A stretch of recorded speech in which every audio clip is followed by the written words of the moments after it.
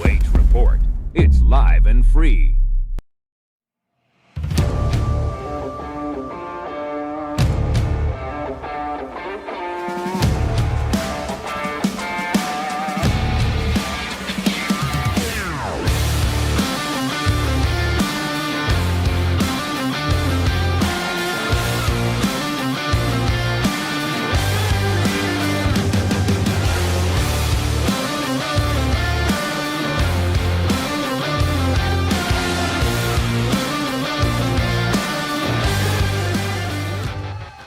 Welcome to OH.Report.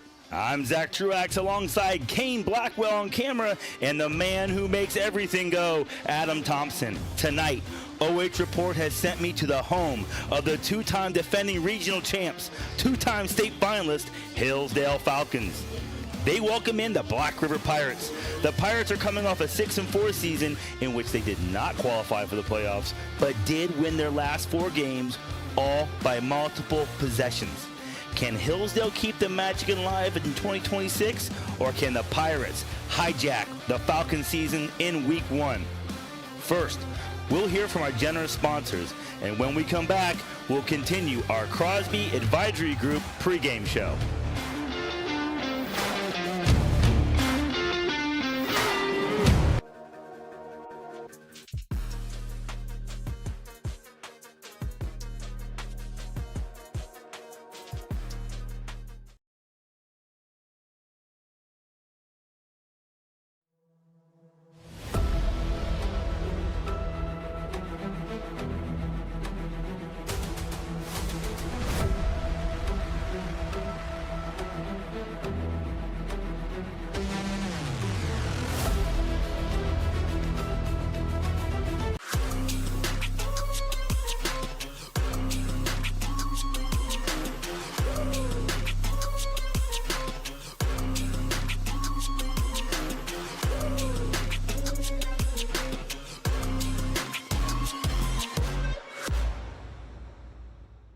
Avita Home Health and Hospice is locally owned, locally managed.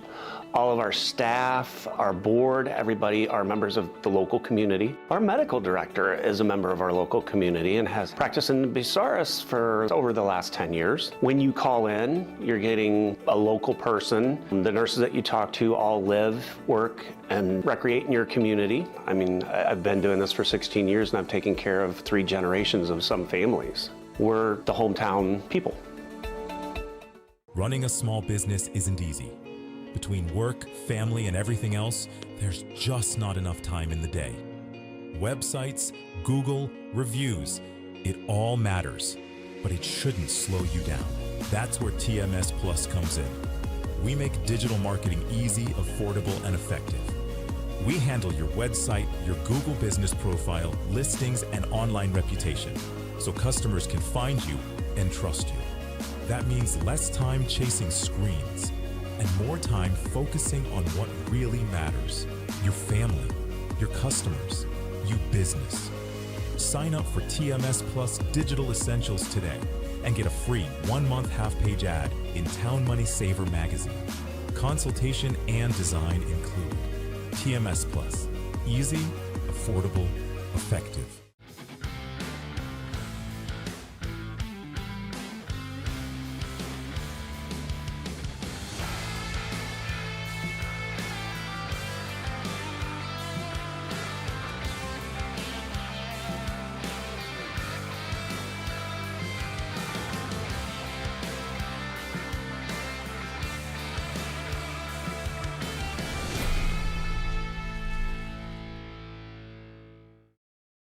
From dream to design to the doorstep of your new home. At 89 Homes, we've been building custom homes built on trust since 1979. Whether you're a first-time buyer, growing your family, or ready for your next chapter, we'll design a home that fits your life and reflects your style. With over 1,000 custom homes built throughout Northeast Ohio, quality, craftsmanship, and satisfaction come standard. Visit our model homes in Jeromesville, Ohio, and start your free pre-build consultation today. 89homes.com. Build the home you've always imagined. Take a look at all the action from Friday Night Football right here in North Central Ohio with great analysis, highlights, coach interviews, and so much more. Every single Friday night right here on the OH.Report.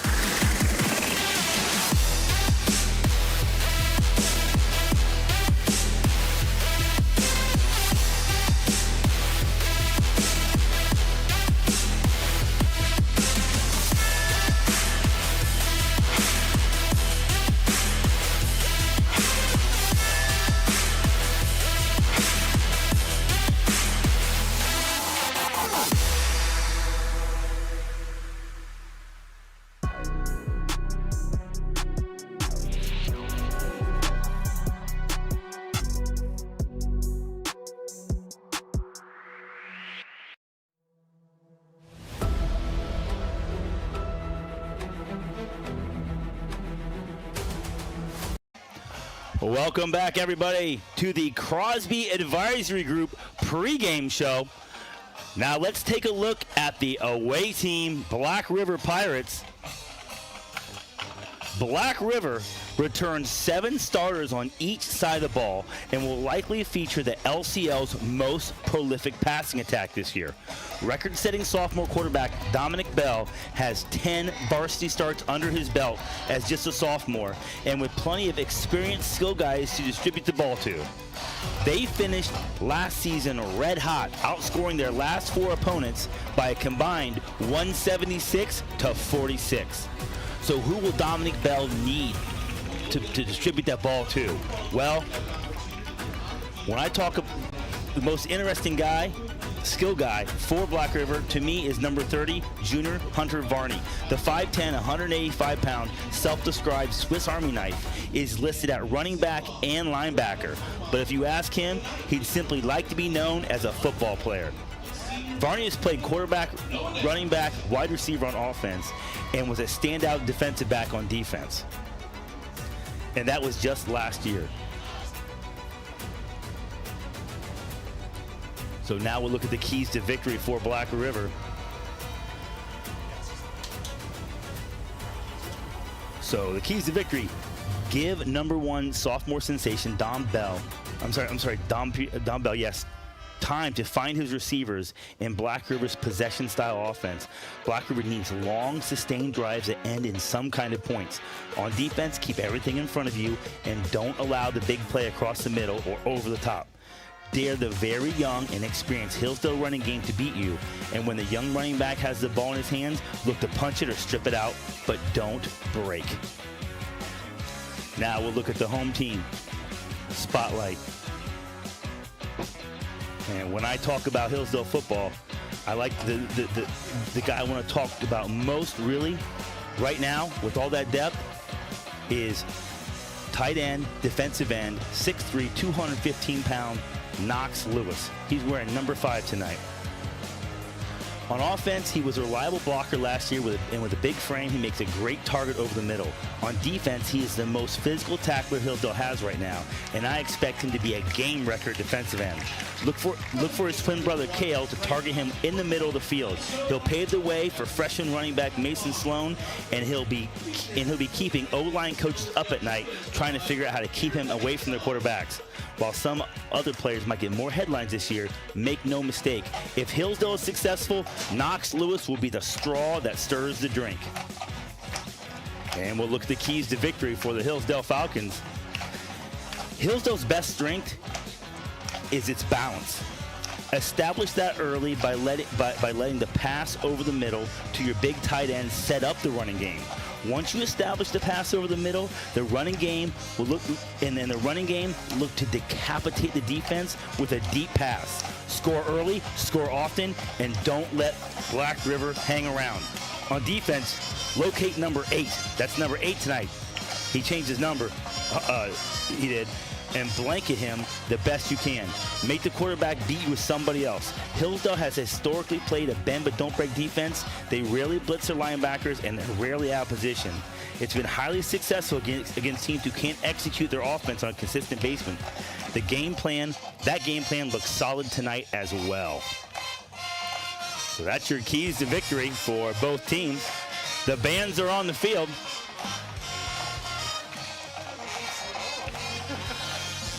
About 9 minutes to kickoff. Speaking to both the coaches before the game, Black River's coach cautiously optimistic about this season. It's got a lot of guys back. He feels like that practices with so many guys back this year have been much more productive. They've been able to add in more of their offense, create more layers of play calling to kind of complicate the things on defense. For Hillsdale, you know, it's hard to believe or hard to wrap your mind around. This Hillsdale group has had 12 extra weeks of practice and games compared to any team who didn't make the playoffs. That's a whole season, more than a whole season of work. So yes, Hillsdale replaces probably their most, Hillsdale replaces their most decorated senior class. But if you look across their starters, you're not seeing a lot of sophomores starting for Hillsdale. You're seeing juniors and seniors everywhere with a freshman sprinkled in here or there. And the freshman I want to talk about a little bit in the pregame show, don't adjust your screens. Hillsdale isn't breaking any eligibility rules. They do have a Sloan, and he wears number 26. But it's Owen Sloan's younger brother, Mason Sloan, a freshman, 5'11", 205. And I learned tonight he was elected a captain on the varsity squad as just a freshman. They've got him starting at running back and middle linebacker. So when you talk small school football, you want your best athletes in those two spots, running back, middle linebacker, and as deep as Hillsdale is. And they have 50 guys on their roster, which is a massive advantage when you compare rosters. Black River has 28, Hillsdale has 50. Hillsdale has depth, and that depth allows them for great inter-squad competition, substitution, all those things. But they have 50 guys on the roster in the 9 through 12, and this freshman has found his way not only to start, but would be recognized as a leader by the seniors and juniors and sophomores. So really, really looking forward to watching the new number 26, Mason Sloan. And I'll probably call him Owen a few times tonight. Apologize to Mason and his family. But the new number 26, Sloan, tote the rock. So the teams are getting ready to take the field. We'll take a quick break. When we come back, we'll have the ball on the tee, and we'll be ready to start the best tradition in the United States of America, Friday Night Lights. Stick with us, live and free on OH.Report.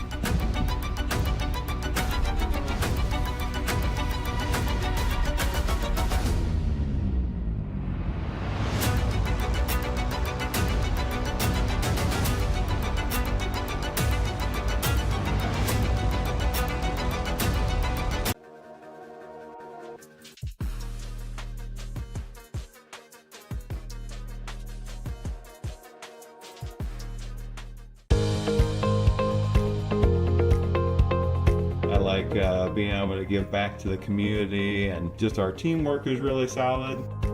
It makes it an incredible place to work because a lot of people enjoy what they're doing and want to help out. You get to learn every day. You get to meet very unique people. I get to interact with everyone from the clinical staff to the administrative staff. Everyone has something to offer. It's kind of like a million puzzle pieces coming together to make one large, beautiful piece. From dream to design to the doorstep of your new home. At 89 Homes, we've been building custom homes built on trust since 1979. Whether you're a first-time buyer, growing your family, or ready for your next chapter, we'll design a home that fits your life and reflects your style. With over 1,000 custom homes built throughout Northeast Ohio, quality, craftsmanship, and satisfaction come standard.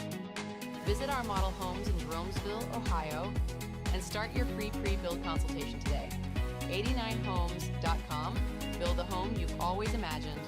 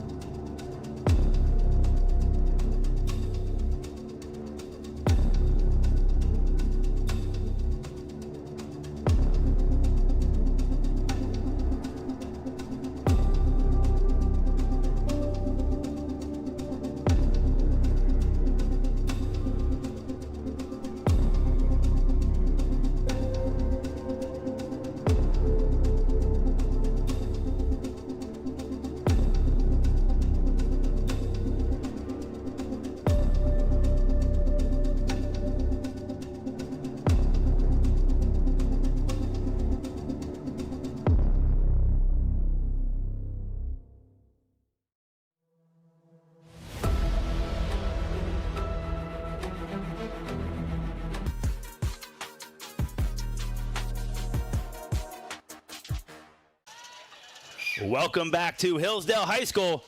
The principals are on the field. The Star-Spangled Banner has been played. We are 1 minute, 20 seconds away to kickoff. Week 1. Folks, the paychecks are in the bank. Another work week is done. Guess what? The lights are on at the old ball stadium. It's time for the best tradition in the United States of America. Friday Night Lights, live and free on OH.Report. We're at Hillsdale High School. I'm waiting for the See who's kicking off here. I missed the coin toss, so trying to pick that up now. Who's receiving and who's kicking off? About 45 seconds until kickoff. The referees are holding a tight schedule, not letting us start early at all. Black River in the away whites, black helmets. Hillsdale in their home blues, white numbers. Hillsdale looks like will be kicking off to Black River. Back deep for Black River. Changed his number pregame, so had me a little off balance. But Black River, number 8, Hunter Varney, is back deep. And stories about him were very complimentary in the local media. Describes himself as a Swiss Army knife. He's a football player. Will play any position the coaches ask him to do. Very unselfish kid. The Black River coaching staff very high on Hunter Varney. And to kick off for Hillsdale, number 10, Zephyr Myers, getting ready to toe the ball up for the Falcons. 12 minutes on the clock. Here we go, folks. Hillsdale kicking off to Black River. And if Black River won the toss and wisely won the ball right away, keep it out of Hillsdale's hands. Hillsdale kicks it short to the up man. Number 2, Colton McCune, gets knocked out of bounds hard by number 23 for Hillsdale, Porter Borman. Hillsdale brings out a defense. At cornerback, Davis Radcliffe. Free safety, Aiden Salyer. Knox Lewis, my highlighter, my highlighted player at the beginning of the game at defensive end. Reed Major, linebacker, outside linebacker. Black River offense is headed up by second-year starter, sophomore, Dominic Bell, and he's going to be looking for number 8, Hunter Varney, early and often. Oh, and they get, wow. Very uncharacteristic start for the Falcons. Known to make no mistakes, and right away they jump off sides and give up 5 free yards to Black River. A very auspicious start for the Falcons. And that's the kind of thing Black River needs to do. They need to get those cheap yards, those easy yards. Take what Hillsdale gives you, sustain drives. Keep it a one-play game. In the fourth quarter, you'll have a chance. Bell back at quarterback. Varney in the sidecar. That's McCune in motion. No, I'm sorry, that's Varney in motion. Bell looks for McCune. And he's close to a first down. And they're giving it to him. Black River moving the ball effectively. And I talked about that possession-style passing attack that Black River has. You're going to see a lot of that tonight because what Hillsdale wants to do, they want to keep everything in front of them. They don't play press man very often. They rarely blitz. So they'll let you have those 5-6 yard plays and dare you to do it all the way down the field. Most high school teams can't execute at a high level, especially small school. They'll make those mistakes. They'll shoot themselves in the foot, and Hillsdale's happy to allow you to do that. So McCune and Varney set off to the left. That's a handoff up the middle to number 24. That's Caden Hendershot, the 5'10", 185-pound senior. Gets just a few yards against that Hillsdale defensive line. Reed Morgan at defensive tackle. Karsten Stevens, 6'3", 195 defensive end. Corbin Dieter, 5'6", 220 defensive tackle. And, of course, defensive end Knox Lewis, 6'3", 215. Number 5 is that defensive front for Hillsdale, and they snuffed that out quick. 2nd and 10 for the Pirates. That's McCune set off to the left. Varney in motion. Quick pass to McCune again, and he's smothered quickly to force a 3rd and long. This is the kind of situation Hillsdale wants to put teams in. 3rd and the scoreboard's calling it 7, 3rd and 7. McCune has thrown to his left twice. He hasn't looked right yet. We'll see if the Hillsdale, the Falcon defensive backs creep up a little bit more. Cale Lewis, the vaunted quarterback here at Hillsdale, getting a start at defensive back there along the right side. He's covering McCune. Varney and McCune set off to the left, 3 receivers right. Bell all by himself back there. Defensive backs back up to the sticks. What we got here? What we got here? Oh, a procedure on Black River. Boy, that's not what you want to do. I talked about in the pregame, Black River cannot shoot themselves in the foot. That's what Hillsdale allows you to do. And now it went from 3rd and 7, which is almost manageable, to 3rd and 12. Not a whole lot in the playbook for 3rd and 12 before the playbook is wide open.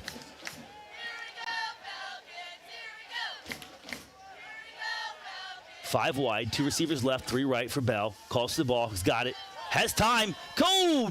Pass broke up, and there's the freshman making his presence known. Inside linebacker Mason Sloan, the 5'11", 205-pound freshman, breaks up what could have been a first down. Great play by the freshman to get a paw on that. Let's see that on the Fickus Furniture instant replay. Oh, and 45 for Black River, number 45. Get a name on 45 here. Will Flynn was open. Oh, Black River got on the jump, but not enough to get a penalty. Bell's the punter, so now Bell drops back. He's looking to punt. Gets away decent punts, high. Fair caught by number 3, Aiden Salyer. So Hillsdale takes over after a little mistake there to start the game. They got themselves settled down, made a nice defensive play to force a 4th down, and now Hillsdale has the ball. 1st and 10, looks like around their 29-yard line.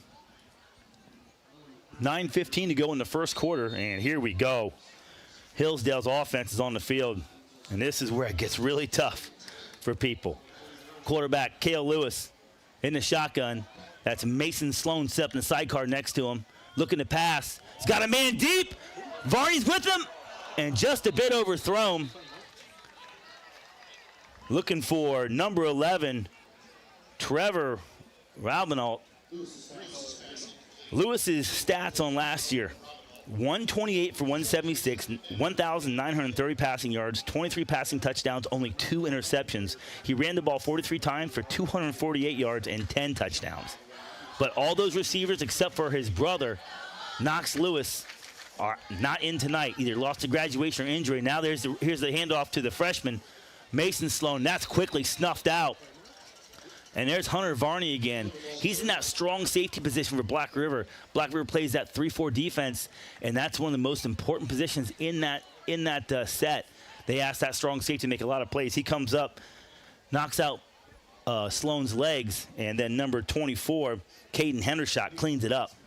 Forces a 3rd and long here. Black River's got a really good chance to get off the field. 3 down linemen. That's 3-4. Lewis looking to pass, now rolls right. He's got some speed now, and Lewis picks up the 1st down with his legs flashing some speed. Boy, he looked like he's picked up a step or 2 this season. And let's see that on the Fickus Furniture instant replay. No one open, great coverage by Black River, and Lewis sees some daylight to his right and gets a very important 1st down with his legs. Oh my, if he can run like that all season, that's a nightmare. You cover everybody, he can still get 10 yards with his legs.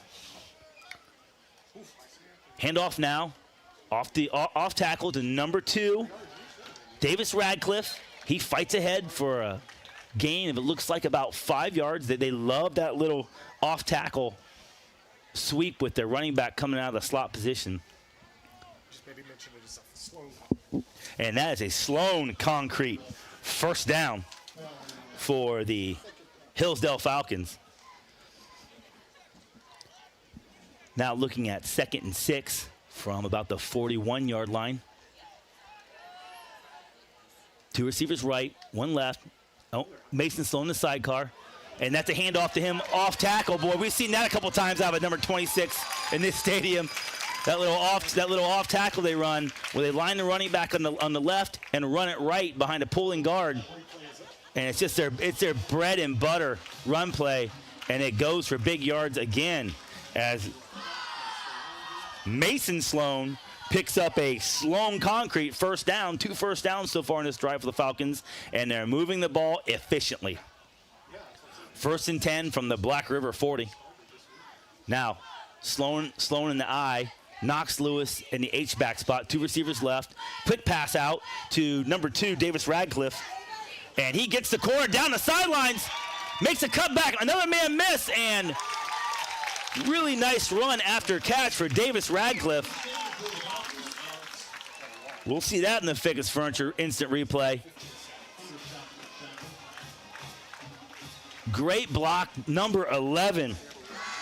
Trevor Ravenel. That springs Radcliffe down the sideline, cuts back, and Hillsdale is in the red zone. 1st and goal from, it looks like, the 8-yard line. Yeah, the 8-yard line. Hillsdale looking to score early. 6:47 left to go in the first quarter. And that's a handoff to number 34. That's Mikey Schemberger, the 3rd. Bottled up quickly, though. Yeah, Black River snuffed that out. Varney was able to get back in the backfield. No, I'm sorry, that's number 9. Carson Steidel was able to get back in the backfield, blow that thing up for a loss of 2. Schemberger lucky just to not lose more than he did.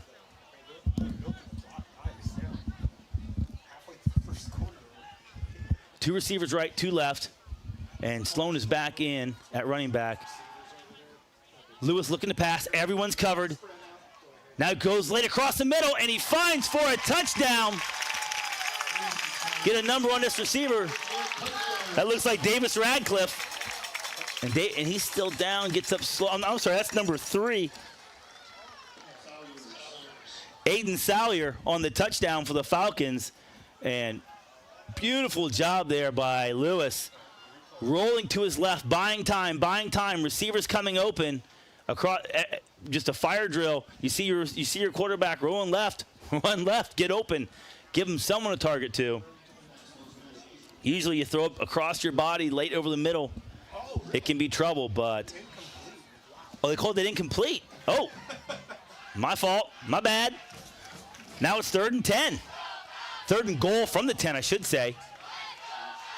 Sloan in the sidecar, looking to pass again. Boy, Black River has done a nice job covering the receivers. And now Lewis is running for his life and throws it away. Oh, that thing almost picked off.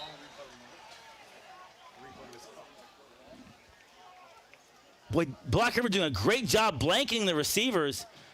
Lewis tries to get rid of it, and that lands inbounds just out of the hands of a very athletic Dom Bell.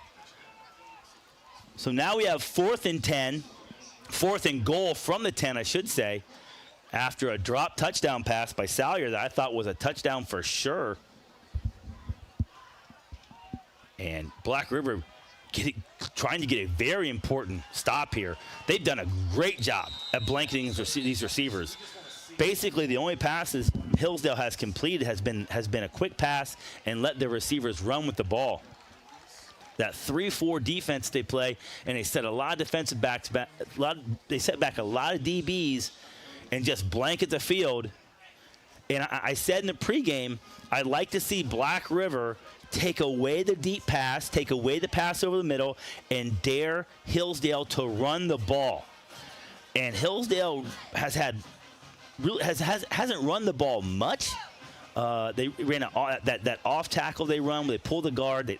They'll set the running back up to the left, and then they'll run the ball right off tackle behind the pulling guard. And that's been their bread and butter play for as long as I've been calling their games, last 2 or 3 years. They went to it once, had big yardage, but now inside the 10, a lot of off tackle. It gets tougher to execute. Those pass plays get tougher to execute because the field's compressed, and you just need a deliberate downhill run game. So Sloan back in the game. He's in the sidecar to the right of Lewis. 2 receivers right, 1 left. Fourth and goal from the 10. Lewis rolls to his right. Now he looks to run, still searching, throws late, and caught for a touchdown.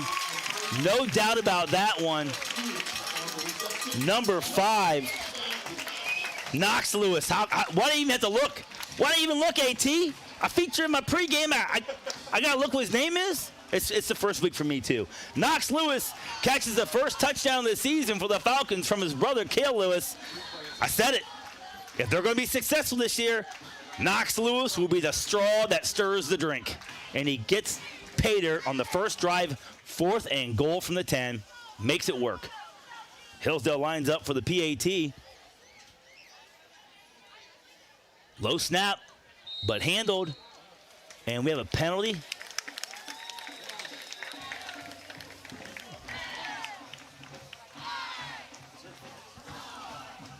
Looks like kick counts. We have a penalty, I'm sure. Now, listen. A lot of times teams will decline this penalty and take the points.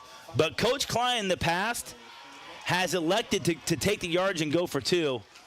He doesn't look like he's elected it this time, and as Hillsdale sends the kickoff team back. 5:36 left to go in the first quarter.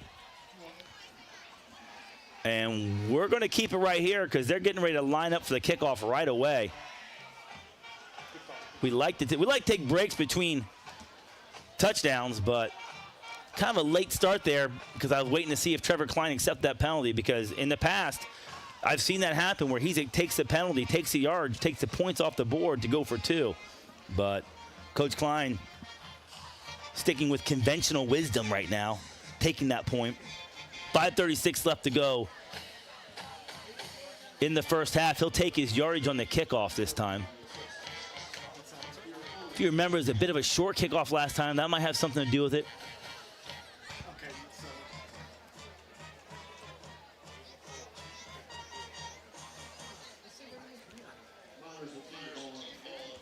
Zephyr Myers ready to kick the ball off.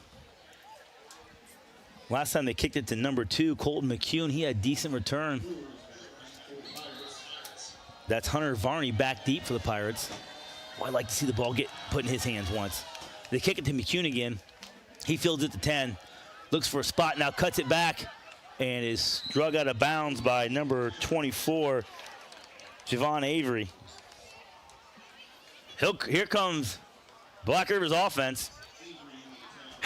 Showed some life, showed some spark in that first drive, but an offside, a legal procedure penalty, shot themselves in the foot, and then Mason Sloan made a great play from his inside linebacker position to force a 4th down.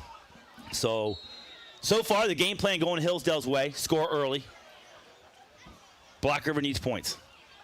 It sounds crazy to say it with 5:32 left to go in the first quarter, but you've got to stay within a possession of this Hillsdale team.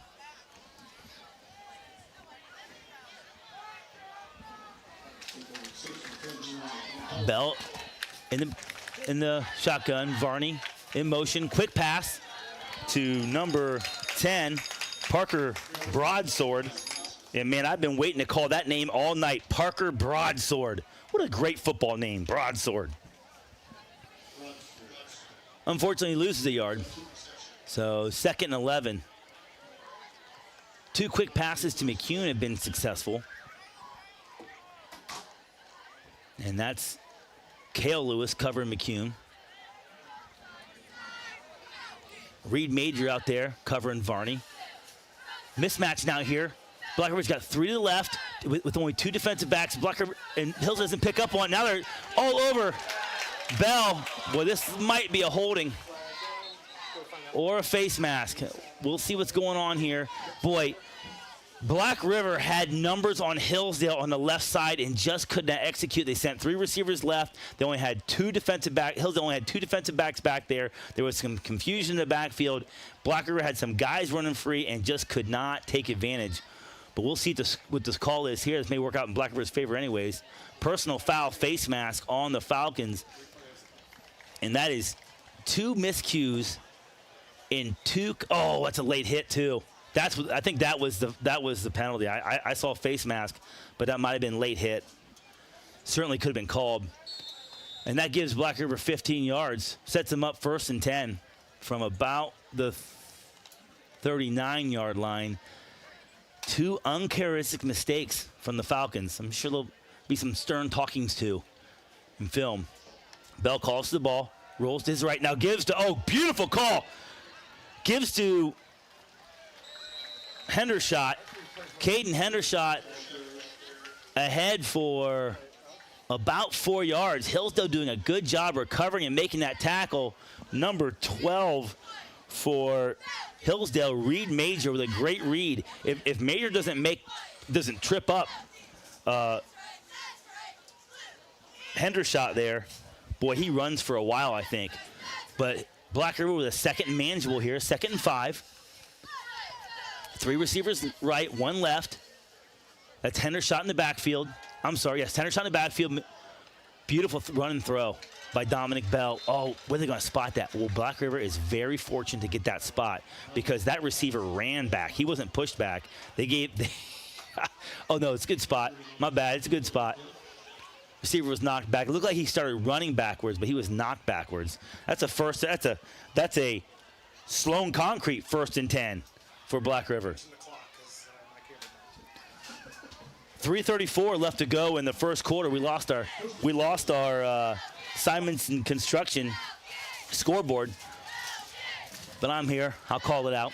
3 receivers left, 1 right for Bell. Another quick pass. That's Varney, and he is quickly tackled by number 26, the standout freshman, Mason Sloan. But Hankies are on the field again.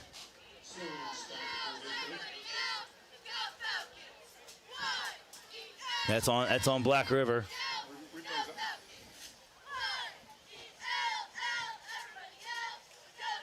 Hey, too many men in the backfield? I missed the call. But Hillsdale elects to decline the penalty. They don't want to give Black River any more downs. I can't say I hate that declining that penalty because 2nd and 11 or 2nd and 16. Or 1st and 16. I'll take 2nd and 11 over 1st and 16. So Bell bringing in the call.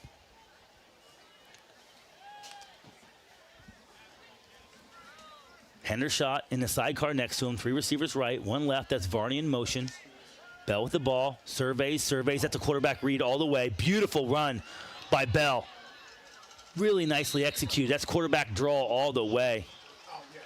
And nicely executed. Gives him a 3rd and very manageable 6. So 3rd and 6 on the 50.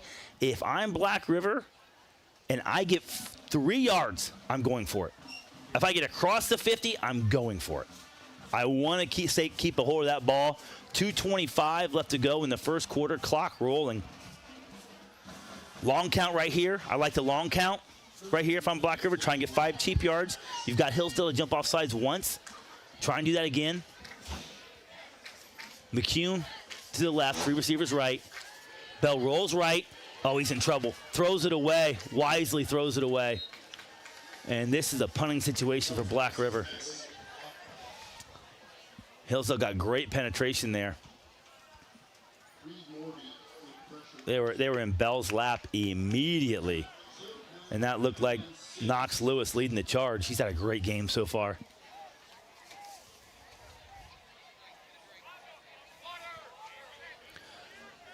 Two receivers right, 2 left. Hendershot in the sidecar next to Bell. Going for it. Yep, they're gonna punt. And I love that formation. Ashland made that formation popular years ago. And a lot of teams have picked up on it. And beautiful punt by Bell. And it just rolls in the corner. Really nicely executed by Bell there. Yeah, Ashland High School made that formation real popular with Taylor Housewright back in the day, where they would line up, look like they were going for it. Housewright take a couple steps back and punt the ball. And it's such a good formation because it keeps the defense so honest. Your quarterback is your punter. He drops back to punt. He could roll right or left and still throw the ball. So you really have to stay honest, stay home, and it allows your coverage team, if it is a good kick, to get down and cover it much better. Hillsdale takes over here, 1st and 10 on the 20-yard line after a touchdown drive that caught by Knox Lewis. Fake the handoff, quick pass, number 11 for Hillsdale. That's Trevor Cline. And Hillsdale's moving the ball. That quick pass has been very effective for him. But I really like, I would like to see Hillsdale, though, at this point, really go to the run game. It's a deliberate run game. Mason Sloan looks like a physical running back as a freshman. Black River is dropping a ton of guys back, daring you to run the ball at them. Hillsdale on the ball now. Sloan in the side card to the left of Lewis. Just two receivers. There's your handoff. That's that off tackle I talked about. They run it behind the guard, and great yards for Sloan as he plows ahead for a first down. We'll see this on the thickest furniture replay. There's the guard pulling, gets his block, a little bit crease for Sloan. Sloan gets what he can and picks up his first down. Love it, love it. Deliberate run game, pull the guards, run the ball. Black River's dropping so many guys back that the run game is there.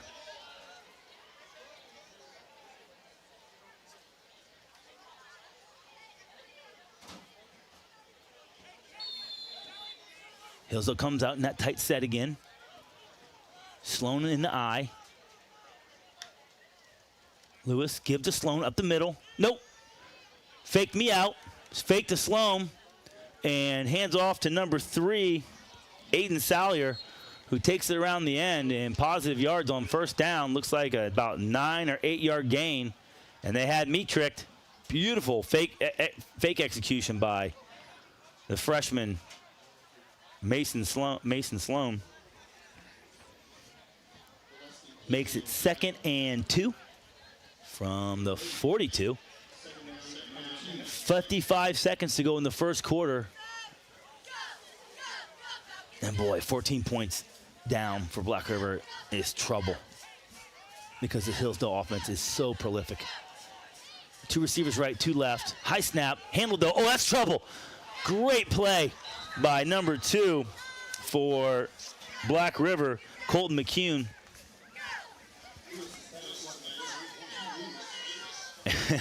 And I think there's going to be a little conversation in the Lewis household tonight about putting that more on my chest. Because Knox took one right in the bread basket. Big collision there. McCune getting just as bad. McCune's kind of walking around, moving his head, stretching his neck out. They both took a shot there. And that's going to bring an end to the first quarter. We'll take a break. When we come back, Hillsdale ball, 3rd and 2.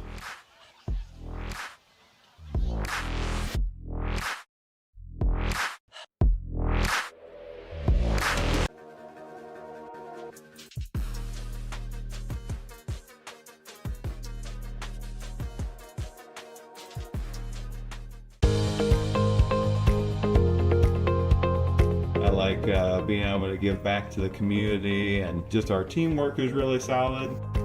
It makes it an incredible place to work because a lot of people enjoy what they're doing and want to help out. You get to learn every day. You get to meet very unique people. I get to interact with everyone from the clinical staff to the administrative staff. Everyone has something to offer. It's kind of like a million puzzle pieces coming together to make one large, beautiful piece. From dream to design to the doorstep of your new home. At 89 Homes, we've been building custom homes built on trust since 1979. Whether you're a first-time buyer, growing your family, or ready for your next chapter, we'll design a home that fits your life and reflects your style. With over 1,000 custom homes built throughout Northeast Ohio, quality, craftsmanship, and satisfaction come standard. Visit our model homes in Jeromesville, Ohio, and start your free pre-build consultation today. 89homes.com. Build the home you've always imagined.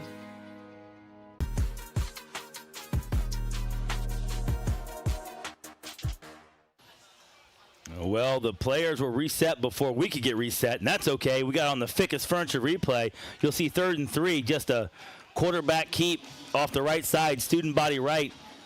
And Big Kale Lewis bowls ahead for a Hillsdale Sloan concrete first down. makes it 1st and 10 from about the 49-yard line. 11:30 to go here in the third quarter. Hillsdale controlling this game. 2 receivers left. Knox Lewis tight. Kale Lewis with the ball. Searching, rolling, still looking. Black River has done a great job covering receivers, and Kale Lewis doing his best Fran Tarkington impression. Gets it to Mason Sloan, and Sloan is able to make something out of nothing. I mean, make something out of absolutely nothing. Kale Lewis is able to keep that play alive with his legs just long enough for Mason Sloan to get open. And then they complete the ball and move it ahead for 8 yards, but there's a hanky on the field, personal foul on, maybe a crackback block or something on Hillsdale. That's 15 yards the wrong way for the Falcons. Like I said, very uncharacteristic of this Hillsdale team. Oh, right there. I think it was maybe a clip blocking the back, something like that. But huge penalty for the Falcons. Massive opportunity for the Pirates here. Hillsdale had 1st and 10 from the 50 to start the third quarter. And now they'll be 1st and 25. They haven't stretched the field real well yet. They've done a really nice job with the short passes and run after catch. And I think I go that off tackle right now. Here's Sloan lined up to the left, looking to run that off tackle to the right. Oh, counter. Come back up the middle. Black River snuffs it out. 3rd and 2. I'm sorry, 2nd and 22. Looks like it's going to be for the Falcons. And boy, huge moment in the game right here. I know it's early, but massive moment for the Pirates. They can get a stop and get off the field.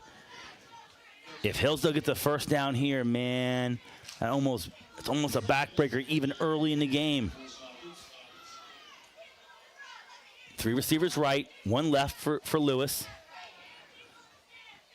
And screen pass to number 5, Knox Lewis. Very nice play. I love that play. Get him the ball across the middle. Really well designed play there. Perfect time for it because the Pirates had their ears pinned back thinking something deep, and they run a screen pass that goes for about 13 yards, sets up 3rd and 10, which feels like 3rd and manageable if you're Hillsdale. And if I get 5 yards, if I'm Hillsdale, I'm going for it. I just need 5 yards, and I'm getting the next 5 on 4th down. 2 receivers right, 2 left for Lewis. Takes the ball, fake, looking. Everyone's covered. Now uncorks one, going deep. Number 3, just out of the reach of Aiden Salyer. And that makes it 4th and 10 for the Falcons from the 50. Their defense has been playing well. What's Coach Cline going to do here? Does he bury him deep, or does he go for it on 4th down? Just outside the hands and decent coverage back there. That look like Varney back there maybe on coverage on our Ficus Furniture replay. Lewis brings the call in. Kale Lewis brings the call in. They break the huddle. Look like they're going for it. Let's see if Lewis drops back for a punt. Sloan in the sidecar. Now they're trying to get Black River to jump, and Black River wisely calls timeout. Really well done there by Coach Clark. Exactly when you want. You got 3 timeouts at half. You haven't burned one yet. Hillsdale comes out. They're giving you the long count. Timeout right now. Get your guys over here, and let's talk about this. We don't have to make a play in their backfield to get the ball back. We just have to make a play from in front of the first down marker. That's all we have to do. So, listen, the big thread is out tonight. Good hearing from you, Alan Ball. Phyllis Heimberger watching from Marion. Daniel Spot says, "Go Falcons." Thank you to the hundreds of people watching at home on YouTube and Facebook. We enjoy having you here live and free on OH.Report. I tell you what, as nice as it is to see the game at home, still no better atmosphere than Friday Night Lights in small town USA. This is one of my favorite hobbies. I have a couple hobbies. This is one of my favorites. Love going to the different stadiums, seeing all the people and the different teams, reconnecting with guys I played against or wrestled against. Just look forward to this all week. But here we go. Hillsdale has the ball, 4th and 10 from the 49. Came out in a long count, and this time there are 3 receivers left, 1 right, and they're going for it. Lewis rolls to his left, looking, in trouble now, across the middle, and picked off. Great interception by number 1, Dom Bell, but you knock that thing down, and it's 10 more yards the other way. So his coach, you're going to talk to him a little bit there. The INT feels great, but, man, 4th down, knock it down. So Hillsdale goes for it. Black River picks it off. Lewis had 2 interceptions all year. He's got 1 tonight already. He's gone late across the middle a couple times. That one cost him. 2 receivers right, 2 receivers left. Hendershot in the sidecar next to Bell. Varney in motion. Bell with the ball, rolls to his right. He wants to go deep. Oh, this is trouble. Lots of contact, no flags. Cale Lewis on coverage. And Bell just put one up. Well, he's lucky that didn't go the other way because Cale Lewis was in perfect position there.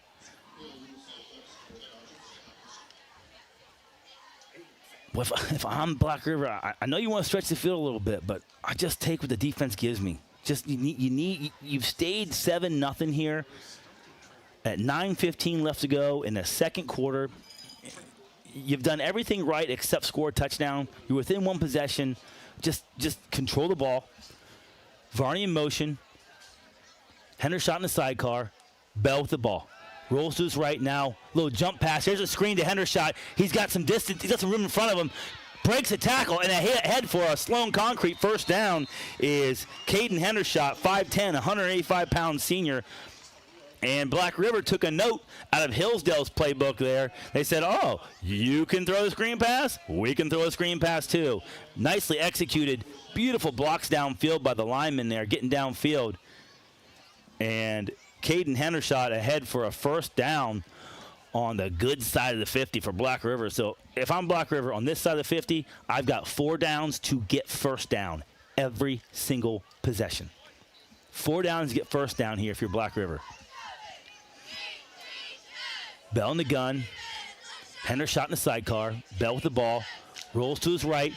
He's got a man open. Throws late across the middle. Just missed. So number 9, Carson Steidel, was wide open. I mean, wide open. And Bell just simply missed him. Bell just missed him going across the middle. And it's 2nd and 10 for Black River. Black River not really running the ball much tonight. A lot of possession. I call it a possession-style passing game. You know, a lot of 5- and 6-yard passes. They're really good at it. Bell had a record-breaking season as a quarterback for Black River last year. They're really high on him. And Bell looks the part, man. I was down the field earlier. He looks tall and athletic and lean. Varney in motion. And Bell with the keeper right at the middle. And Bell breaks some tackles, and he lowers his shoulder. Bell ahead for about 7-8 yards. Like that play. That'll keep your defense honest. And we've got a second manageable here for Black River as they're on the move. Third down. 3rd and 3. So 3rd and manageable, but if you're Black River, you're going for here. You got 2 downs to get 3 yards. Just can't have a negative play here if you're Black River. Everything has to be moving forward. You only need 6 feet, and you've got 4th and short. 3rd and 3 here. 3rd and 4, they're calling it now. Hand off to Hendershot. He's been effective up the middle. That's been snuffed out quickly, but not before he picks up about 3 yards, and they needed 4. So it's going to be 4th and 1. Got to imagine Black River's going, wow. That's a tough spot. They're only give him 2 yards in that run. Let's see. I was wrong once already, AT. I can be wrong again. No, once a night. That's it. After that. I feel like I'm right on that one. I think they got gypped on the spot. 4th down. Here we go. Black River. Dummy call there, trying to get Hillsdale to jump off. Hillsdale doesn't bite. Varney in motion. Sets up to the right, 3 receivers right now. Bell with the ball, quick pass, and tipped at the line of scrimmage. And Hillsdale, after turning the ball over on downs, Black River now turns the ball over on downs. And Hillsdale takes over. 1st and 10 from the 39-yard line. Let's see. It was tipped at the line of scrimmage. Missed who tipped it, though. But tipped at the line of scrimmage. So let's see what Hillsdale comes out here with now. If I'm Hillsdale, I don't want to be impatient. I don't want to press. I just want to play offense, let my guys make plays, run the ball, short passes. That's what's worked for you.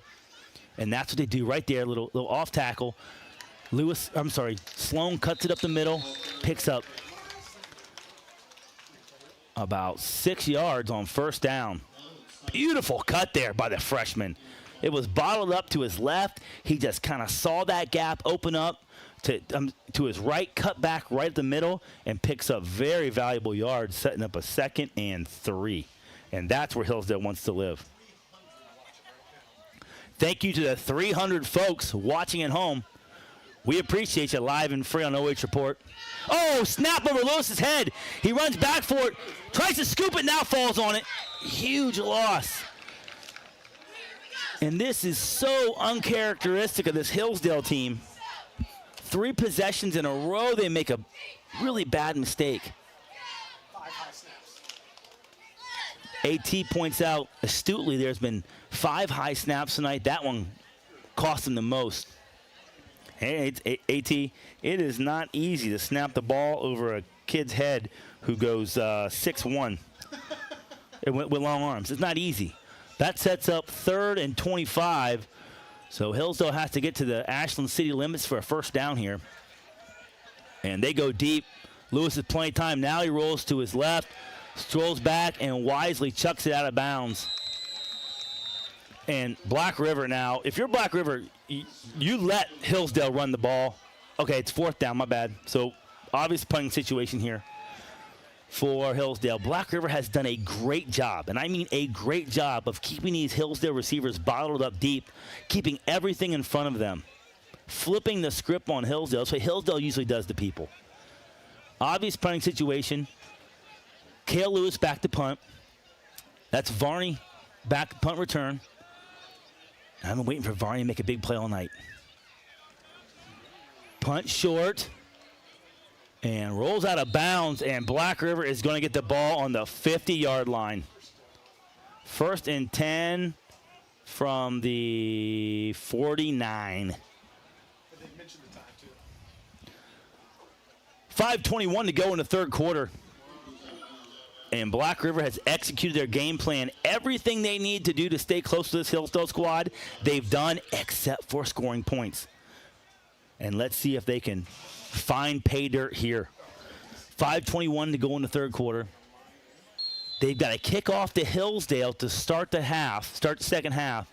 So if you're Black River, you really want to end the quarter with the ball in your hand. You don't want to give Hillsdale back-to-back possessions. 2 receivers right, 2 receivers left. Varney in motion. Bell with the ball, looking. Now rolls to his right. Goes deep. Varney's got a step. Oh! Incomplete. Great play by number 3, Aiden Salyer. Varney had a step, and Salyer came through, just swiped the ball away. I think we lost video, though. Salyer came through. Varney had the ball in his hand. Salyer came through and just swiped the ball away, just like you're taught. Varney had a step. And what a lot of young defensive backs do, they look back over their shoulder to find the ball. Listen, if you're beat, put your head down and catch back up. That's just what Salyer did. He put his head down, he caught back up, watched the hands. As soon as the ball came through the hands, he swiped it away. Beautiful play by Aiden Salyer. Makes it 2nd and 10 for the Pirates. And here's that screen pass again. This time it's snuffed out. Number 23 for Hillsdale. Porter Borman on the tackle, along with number 3. Oh, 3rd down. AT tells me it's 3rd down and 11. 4:48, clock running, 3rd and long. Now Black River's really going to take their time. They do not want to give the ball back to Hillsdale with too much time on the clock. 2 receivers right, 2 receivers left for Bell. Quick pass to McCune, spikes it. And that's a 4th and long and obvious punting situation here for Black River. Don't want to give the ball back to Hillsdale on a short field, so you got to punt it here. Try and pin him back as deep as you can and play defense. At the beginning of the game, I talked about how Hillsdale doesn't blitz a lot. They don't game a lot. They play base defense, let you make mistakes, and that's what Black River's done. Played base defense against Hillsdale all night and let them make mistakes. No one in the stadium believes Bell's not going to punt this ball. Oh, he just gets it off, and short punt, almost blocked. Takes a serious Black River bounce, and that was a punt for 3 yards. Brutal. Hillsdale came flying through. It was a low snap. The Hillsdale defensive line came flying through. Might have got a hand on it, but Bell was just lucky to get that thing off for anything. Punt nets 3 yards. Brutal. That possession took 1 minute off the clock and gives Hillsdale the ball. 1st and 10, midfield. And now Hillsdale with the chance for back-to-back possessions. If they can score on both, you feel like it puts the game away. 3 receivers left. Knox Lewis in the tight. Sloan in motion, fake to him, and Lewis keeps the ball up the middle. And he is ahead for about 7 yards. I like that play for them this year.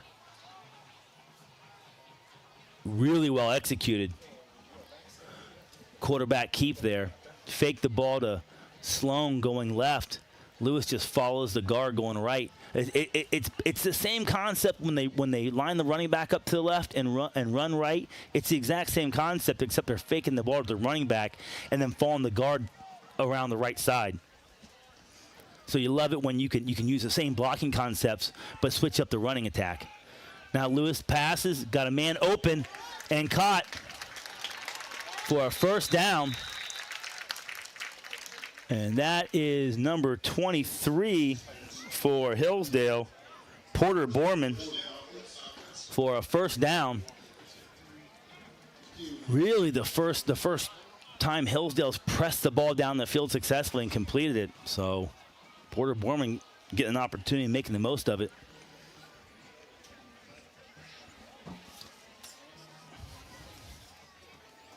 Number 12, Reed Major checks in the game for Hillsdale.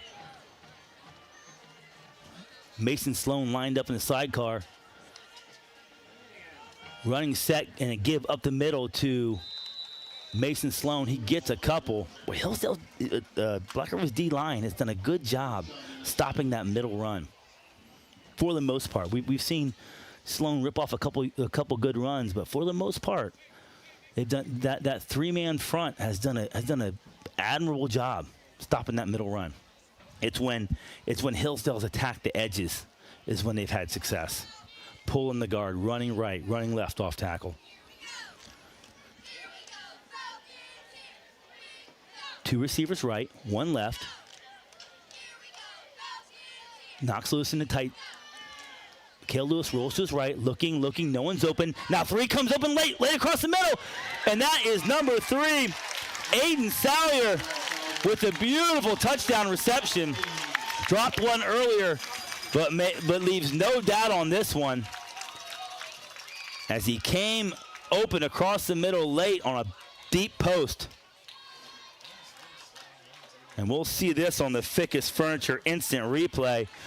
You can see Lewis just waiting, seeing Salyer come open, and throws a beautiful ball over the defender's head, in front of one defender, over the other defender's head. Oh, put that on the highlight tape.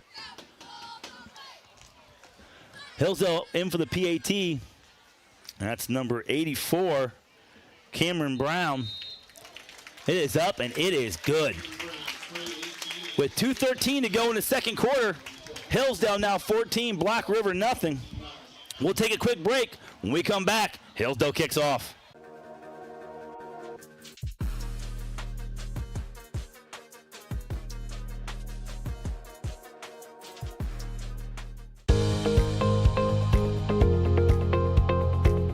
being able to give back to the community, and just our teamwork is really solid. It makes it an incredible place to work because a lot of people enjoy what they're doing and want to help out. You get to learn every day. You get to meet very unique people. I get to interact with everyone from the clinical staff to the administrative staff. Everyone has something to offer. It's kind of like a million puzzle pieces coming together to make one large, beautiful piece. From dream. And we are back for kickoff. One thing that is always beautiful here at Hillsdale Stadium is the programs. I can see them down the benches. They do such a nice job here having those printed up for the athletes. Short kick and fielded. Boy, Black River is in great position here on the 40-yard line. Short kick with 2:11. And you give Black River a manageable field. I don't know if I like that. I maybe see the idea, maybe steal possession to get 3 in a row. But now Black River, very manageable. With 2:11 to go in the second quarter, Black River needs a touchdown here because they will kick off to Hillsdale to start the third quarter. Boy, if Hillsdale can get a quick 3 and out here, get the ball again, gets really tough. The 2-time state finalists will make it really tough on the Pirates. Bell with the ball. Quarterback keep the whole way. Breaks one tackle. Hankey's on the field. I think we might have a holding. We'll see here. And we do. Oh, that's killer for the Black River Pirates. They're going to move him back 10 yards. Make it 2nd and 20. Or, I'm sorry, 1st and 20. My apologies. 1st and 20. And Hillsdale for sure is going to take that penalty. Black River bails him out there.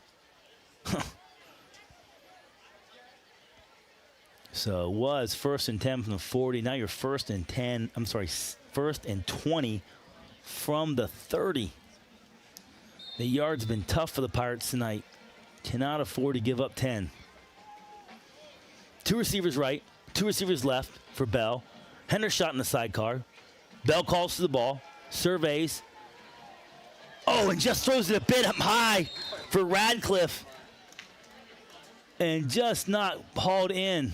See that on the replay. Kale Lewis cannot believe he didn't come down with that one because they hit him right in the, right in the hand. It went through McCune's hands and right, not McCune, I'm sorry. Went through, McCune's hands and right into Kale's hands. When Kale catches that in the flat there, that's 6. That's a pick 6 all day. Instead, we have a 2nd and 20. Counter the other way. And ahead for positive yards is Caden Hendershot. Boy, I like that call. Good job, number 23, Porter Borman.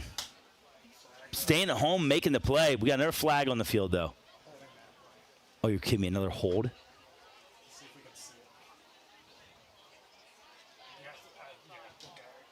Yeah. Right there, number 50. I didn't get the guilty party, but number 58 for Hillsdale was clearly held. And we're going to move him back 10 more yards. So, Black River on this drive, negative 20 yards. Sets up a 2nd and 30 from the 19. 2nd and 31, brutal. Bell with the ball, rolls to his right. Has time. Now uncorks one deep, laid across the middle, but got a man open, wide open. Number 2, Colton McCune, the defense lost him. Oh, if he could have kept his feet, he'd been gone. Instead, Black River completely flips the field on one play. Another penalty flag. Oh, another penalty. Oh, lost it down.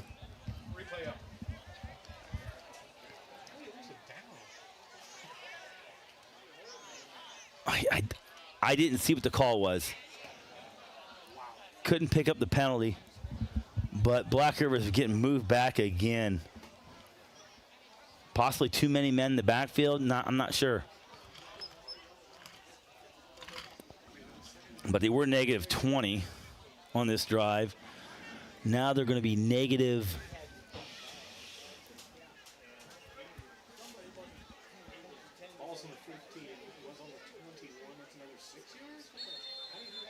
Negative 25, 26 yards. Yeah, negative 26 yards.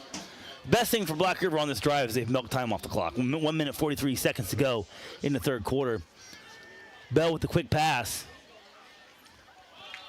to number 9, Carson Steidel. But Steidel did not read his block well there. If he cuts it up a little tighter, he had a nice block, just didn't read it very well. He could have had a few more yards, but either way, it's 4th down. Hillsdale astutely calls timeout. Wants to keep as much clock as they can. And like I said, 14-0 feels like trouble for Black River. 21-0 is huge trouble for Black River. And then Hillsdale gets the ball to start the third quarter. If they could score there and make it 28-0, oof. With their run game and their ability to control the football, makes it really tough for Black River.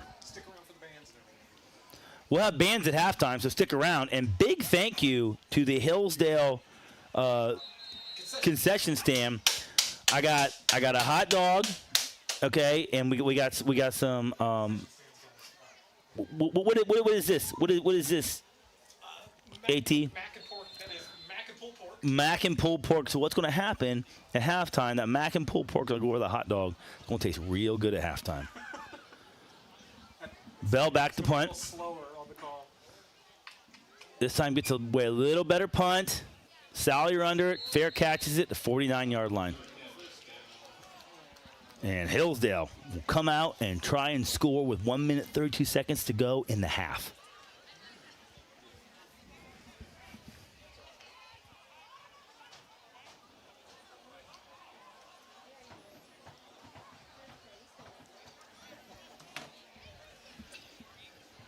We'll try and get some scores from the area at halftime. But like I said, stick around. We will feature the bands at halftime. It's always fun to watch the bands. So many kids get to participate in Friday Night Lights. Not only the football players, the band, the cheerleaders. Oftentimes there's a dance squad to go with the band. So a lot of students contribute on Friday night. Makes it so much fun. Lewis with the ball now. Looks to uncork one deep. Salyer looking to get open. Now Lewis is flushed out and dropped by number 11, Trevor Rabinal. Oh, that's a tough drop for Trevor because he had some positive yards there. And Lewis has done a great job keeping plays alive with his feet tonight.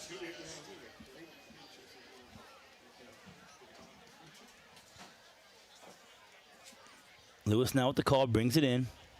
I really liked it. Something over the middle to Knox Lewis. It's a little drag over the middle, a little skinny post to the big tight end. Let him get the ball and run a little bit. Lewis with the ball, looking. Gets the receiver, breaks a tackle. Bad tackling, really. Number 3 for Hillsdale. Aiden Salyer with another catch and run. And Black River on defense just hitting and splattering, dragging feet. Right there, not keeping their feet. 2 guys, and right there, number 3. When you hit, you cannot lose your feet. Oh, and they catch Black River with an extra man on the field. Won't matter, though. Hillsdale moves quickly. And completion to number 11, Trevor Rabinal, but they caught Black River with 2 man on the field. That penalty will surely be declined. They'll take the yardage, and Hillsdale's in business with 1:09 to play in the third quarter. Looks like a 1st and 10 from about the 16. Hillsdale moving fast, and it was too fast for Black River to substitute.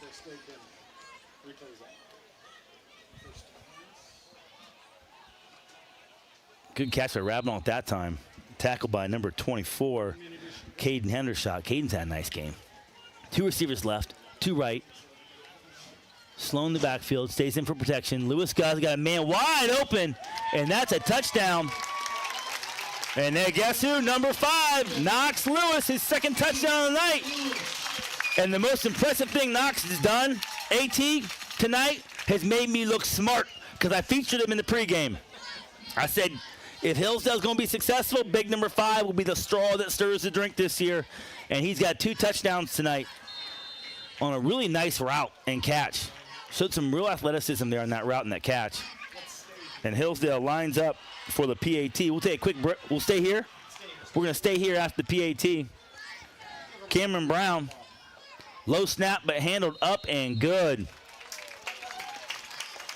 And with 1:03 to go in the second quarter, Hillsdale now, after a slow start, out to a commanding 21-0 lead, kicking off to Black River. And I know if you're Black River, you want to score, but good grief, whatever you do, don't give Hillsdale another shot with the ball in the second quarter. Whatever you do, you cannot give the ball back to Hillsdale here in the second quarter. You've got to control the football, try and get positive yards. If you can score, score, obviously, but do not give Hillsdale another chance at the end zone here in the second quarter, because you're going to kick off to them to start the third. We'll have stats for you at halftime, too. It's been all Hillsdale here in Falcon Country. Sitting directly, I guess it's directly, is it directly between Hayesville and Jeromesville? I think they technically call it Jeromesville down here, but it's school situated between Jeromesville and Hayesville. 3 towns feed this school: Mifflin, Hayesville, and Jeromesville. Short kick again. Taken by number 2, Colton McCune. And he is ahead to the 38-yard line. Black River gets the ball with just under a minute. 59.7 seconds left in the second quarter.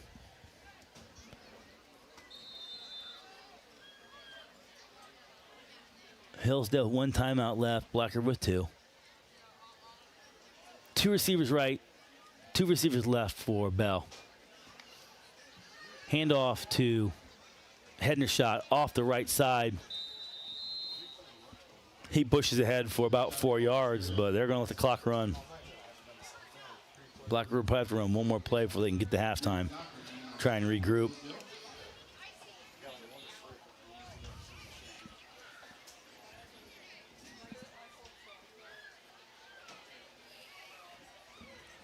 Black River taking their time. Obviously, they're just looking to get to halftime here.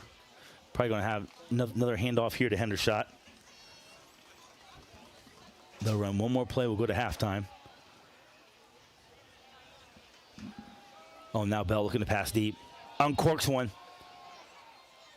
And just out of bounds, looking for number 2, Colton McCune.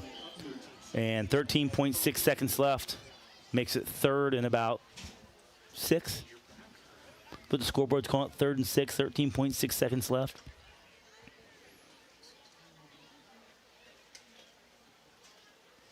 What's Black River? I can't say I hate that idea. Got man coverage on the edge. Throw it out there. Just make sure you don't want to throw it. You don't want them picked off there, and they don't. Bell doesn't. Throws it deep. 2 receivers right, 2 left. Hendershot in the sidecar for Bell. Bell with the ball. Hand off to Hendershot. Up the middle. He gets a few yards, and that takes us to halftime. Oh, no. Hillsdale calls timeout. Gamesmanship here by Coach Cline. So now we got 4th down. 8.4 seconds left. I like it. Love that timeout by Coach Cline. Are they going to recharge at halftime anyway? So get all 3 back. That's right. Why take him in the locker room with you? Use him up. So what does Black River do here? I think conventional wisdom says punt, right? Conventional wisdom might say punt. Your punts have not gone great tonight. There's been low snaps, almost blocked. So maybe you say, okay, we're going to snap it to the quarterback. He's athletic. And let him run around for 5 or 6 seconds. Try and make something happen with his legs. burn up some clock, maybe give Hillsdale just one play with the ball close to half field, close to midfield. Black River sets up traditional offense, and they move to a punt. Hillsdale creeps up, looking to block, low snap. Oh, and beautiful this time, punt by Bell. Black River's coach is yelling, don't touch it.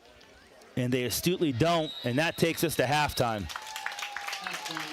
21-0. The home Falcons are on top of the visiting Black River Pirates. We'll take a quick break. When we come back, the band and halftime stats. Stick with us.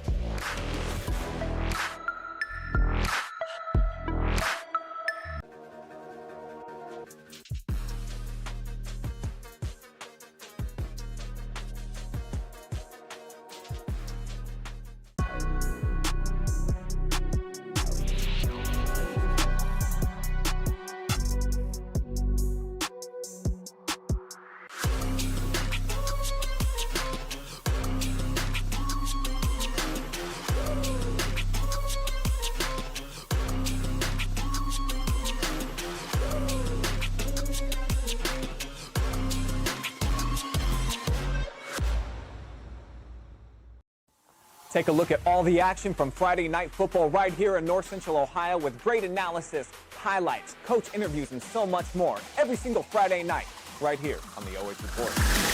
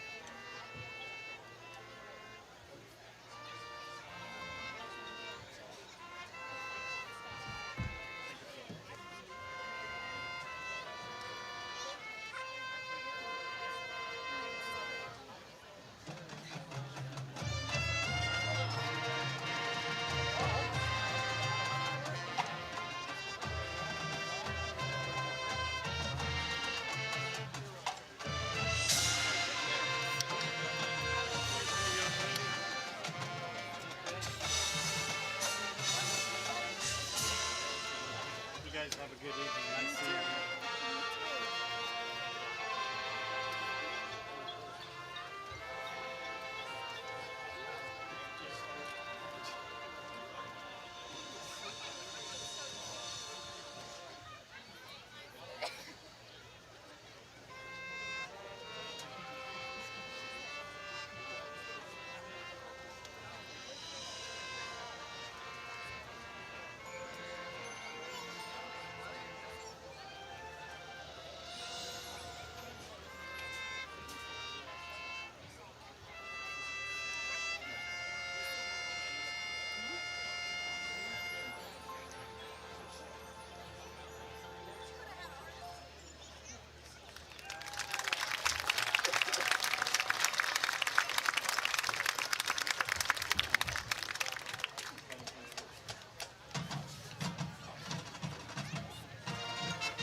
Let's have one more round of applause for the private marching band.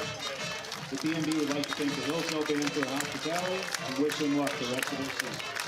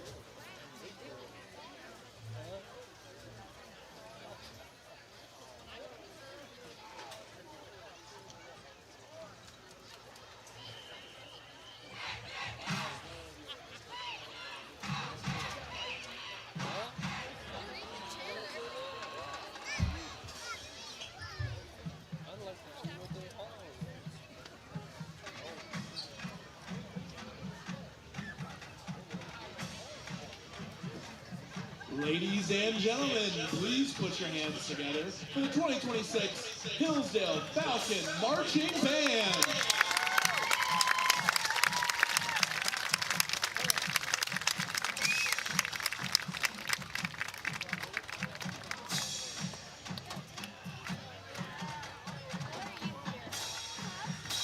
This season, the Falcon Marching Band brings you to the world of Disney and Universal as we prepare for the band's first trip in over a decade. Tonight, we open up our season by performing music that has been heard in theaters worldwide since 1977. From the amazing mind of John Williams in a galaxy far, far away, we bring you Star Wars.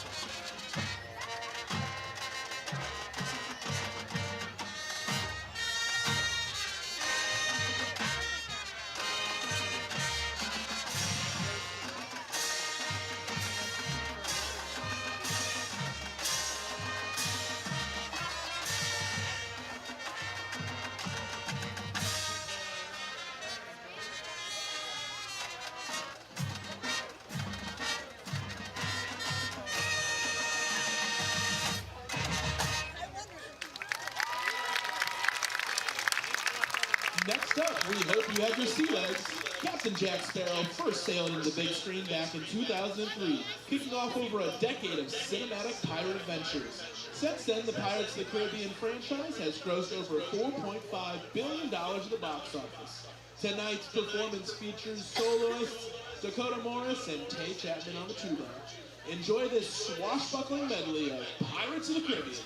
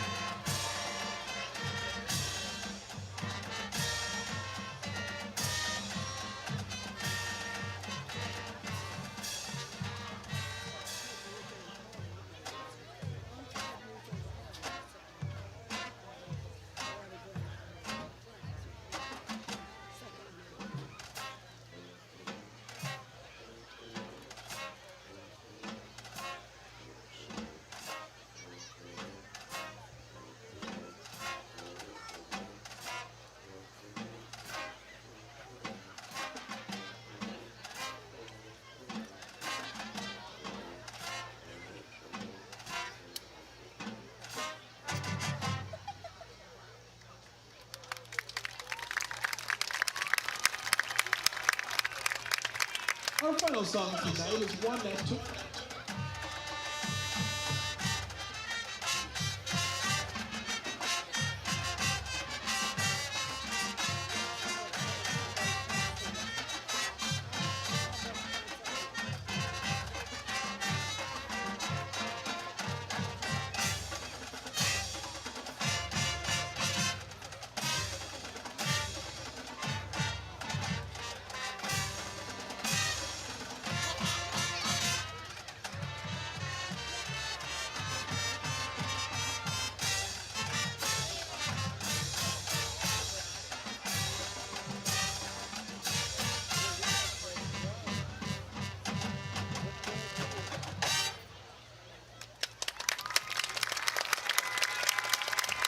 Our final song tonight is one that took Broadway by storm back in 2003 with this show-stopping hit. The song recently made its big way to the big screen by actress Cynthia Erivo in 2024. This smash hit originally was sung by Idina Menzel. We won't bring you down with this one. Here's Defying Gravity.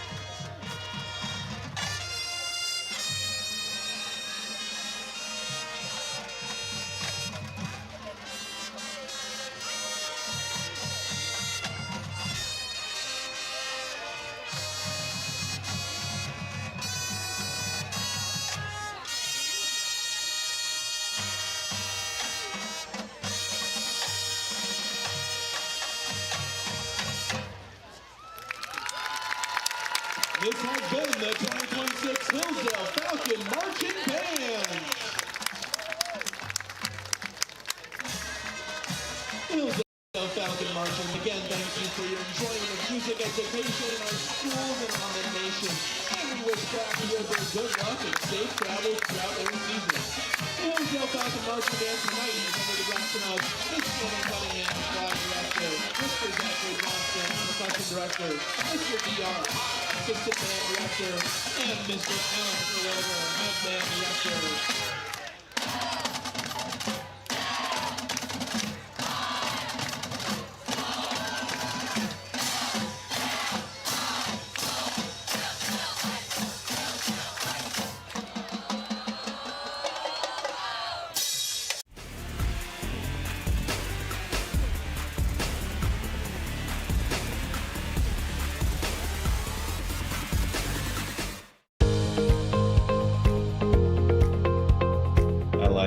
Being able to give back to the community, and just our teamwork is really solid.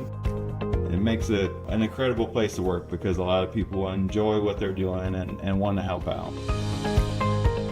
You get to learn every day. You get to meet very unique people. I get to interact with everyone from the clinical staff to the administrative staff. Everyone has something to offer. It's kind of like a million puzzle pieces coming together to make one large, beautiful piece. From dream to design to the doorstep of your new home. At 89 Homes, we've been building custom homes built on trust since 1979. Whether you're a first-time buyer, growing your family, or ready for your next chapter, we'll design a home that fits your life and reflects your style. With over 1,000 custom homes built throughout Northeast Ohio, quality, craftsmanship, and satisfaction come standard. Visit our model homes in Jeromesville, Ohio, and start your free pre-build consultation today. 89homes.com. Build a home you've always imagined.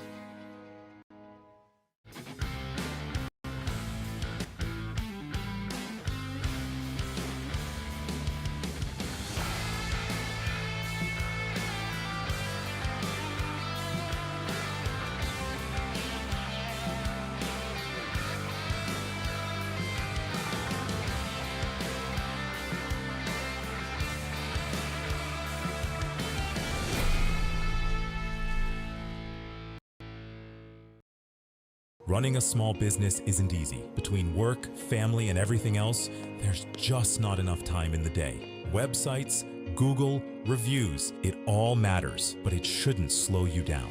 That's where TMS Plus comes in. We make digital marketing easy, affordable, and effective. Sign up for TMS Plus Digital Essentials and get a free 1-month half-page ad in Town Money Saver magazine. TMS Plus. Easy, affordable, effective.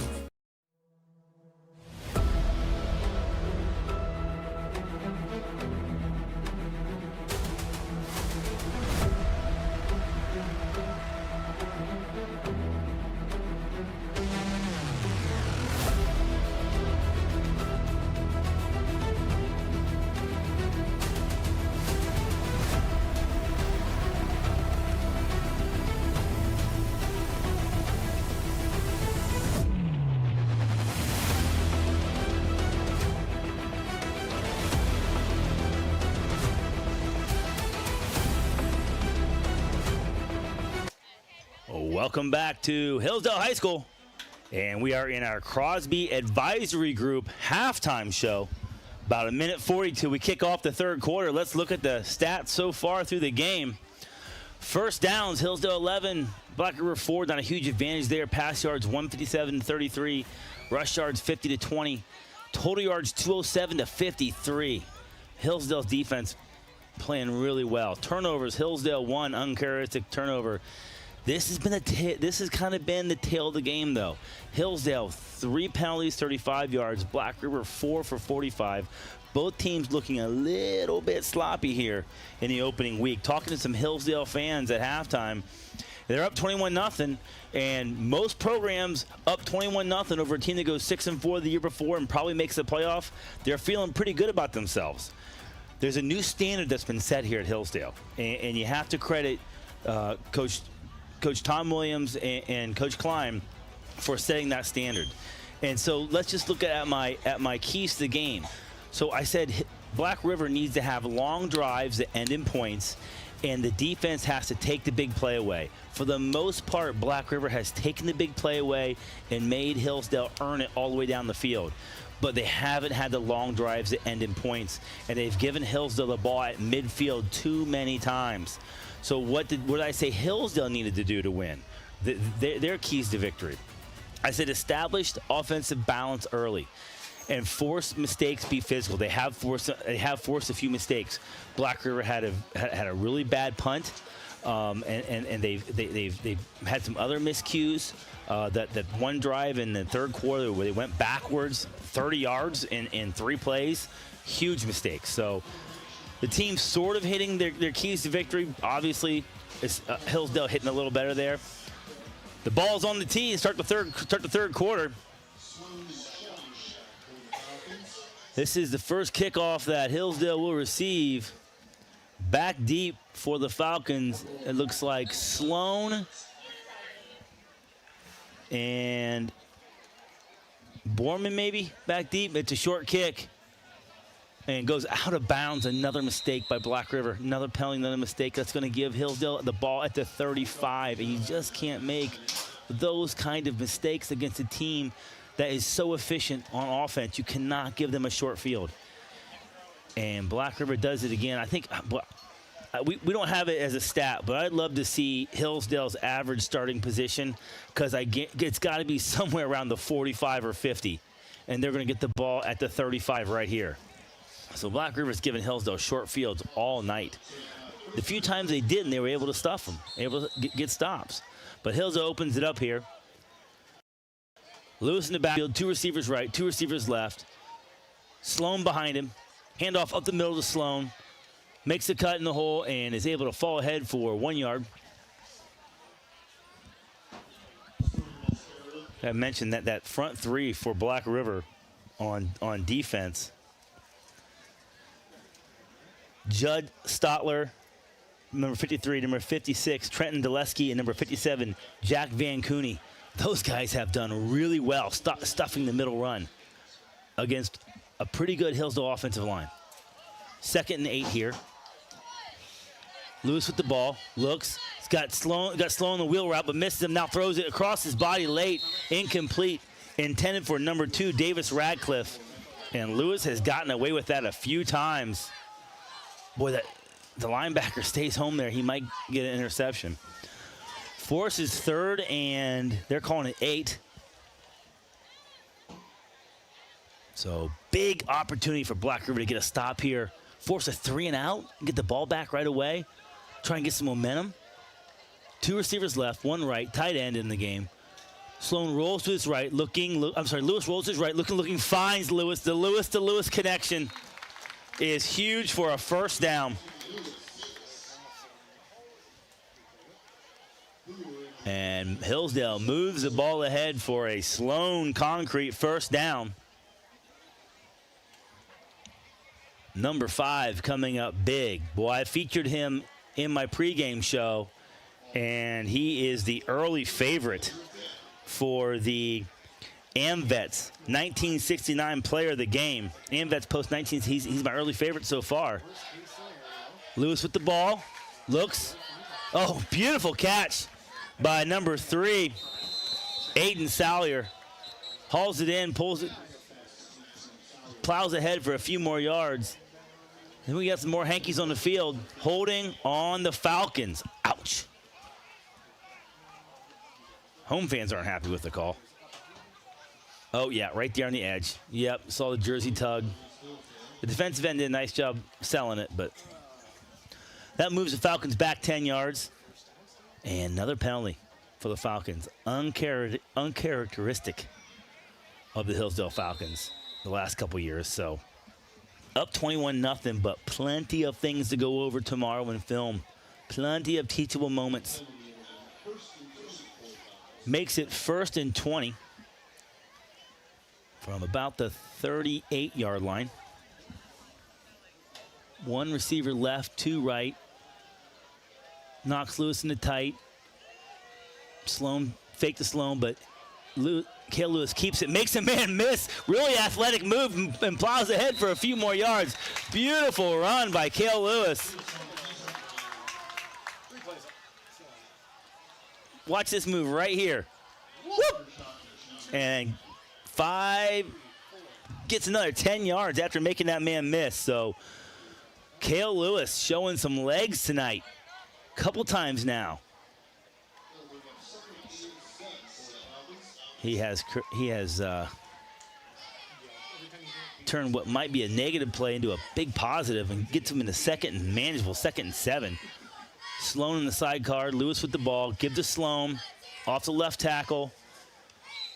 And only a couple more. That play just not as effective tonight running left as it is running right, but you got to keep the defense honest there. And that play, like I said, has been Hillsdale's bread and butter run play. I watched Mason's older brother, Owen, run for about 300 some yards in a state regional championship game. Was that state semifinals or regional championship, Malvern? The Miracle in Massillon. Most of it was that play. Lewis Sloan with the ball, quick pass, over the middle. Oh, just not handled by number 11, Trevor Rabinault. And I think his eyes just came up a little bit. Lewis put it right where it needed to be. Yeah, just short-armed it a little bit, didn't extend out to catch that ball. 4th down and 5. We'll see what Coach Cline is thinking of here.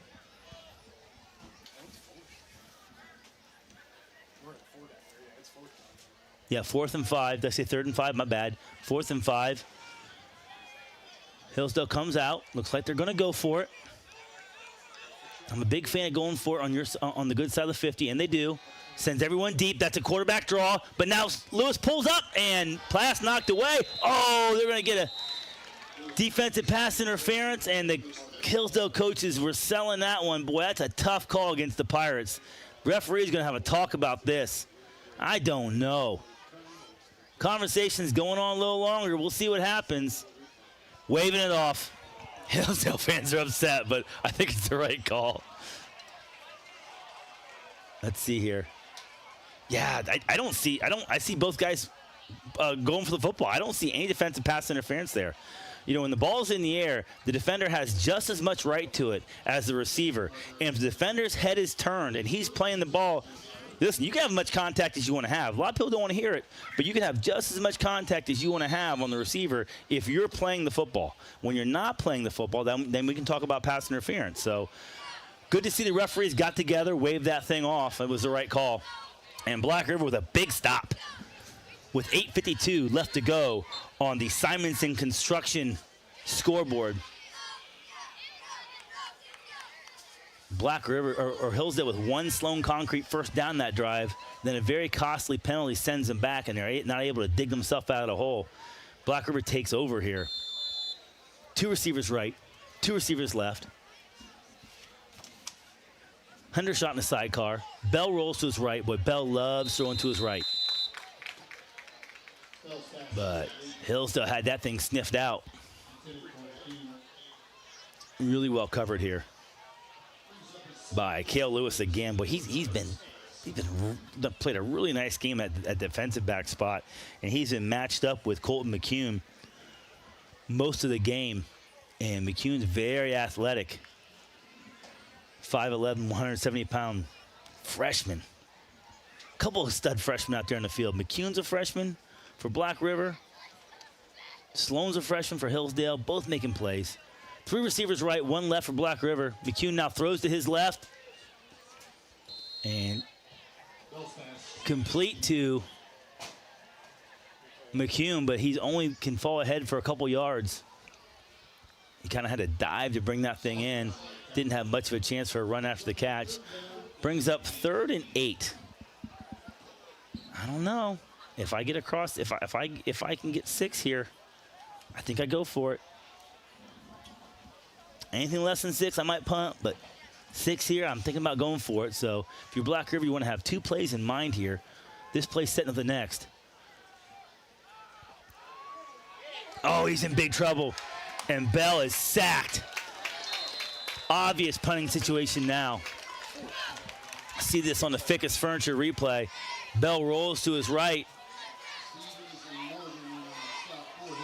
58 and 54 for Hillsdale. 58, Karsten Stevens. 54, Reed Morgan. Both in on that play. And that drops Black River back, makes it 4th and 15. They'll punt here. And let's see if Bell can get off another good punt. He's had 2 rough ones and 1 good one.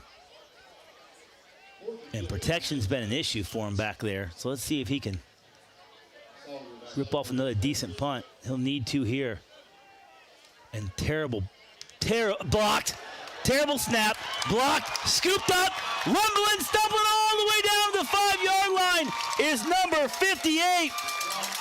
Karsten Stevens scoops it off the turf and puts Hillsdale in business here in the 3rd quarter. Huge play. Let's see who got the block. Boy, it's hard to tell who got that block. 26. AT's giving credit to the freshman, number 26, Mason Sloan. There was a bunch of guys in there. Boy, you can almost give almost like a team block there. 58, 26, and who we got here? Really, almost 3 players get credit for the block punt there, but Hillsdale now with the ball in business. A little zone read there from Knox Lewis. He keeps the ball, presses ahead for about 4 yards. Makes it 2nd and goal from the 4 they're calling it, I believe. Looks like 2nd goal from the 2. 2nd goal from the 2-yard line. 6 minutes, 45 seconds left to go on the Simonson Construction scoreboard.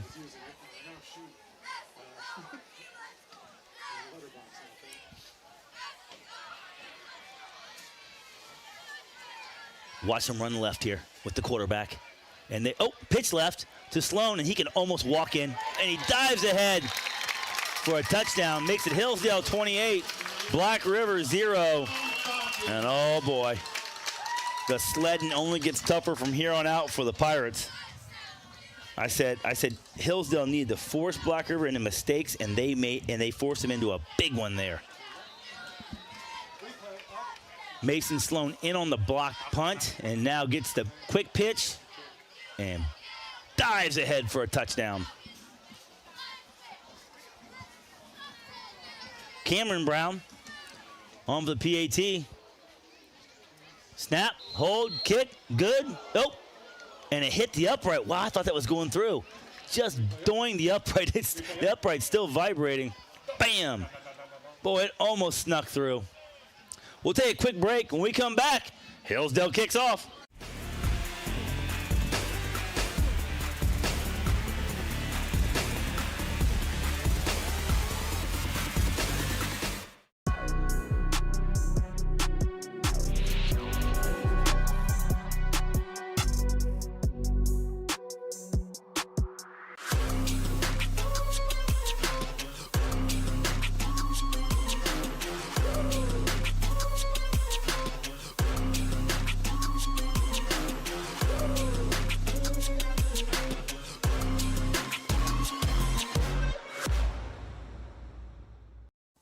Take a look at all the action from Friday Night Football right here in North Central Ohio with great analysis, highlights, coach interviews, and so much more every single Friday night right here on the OH.Report.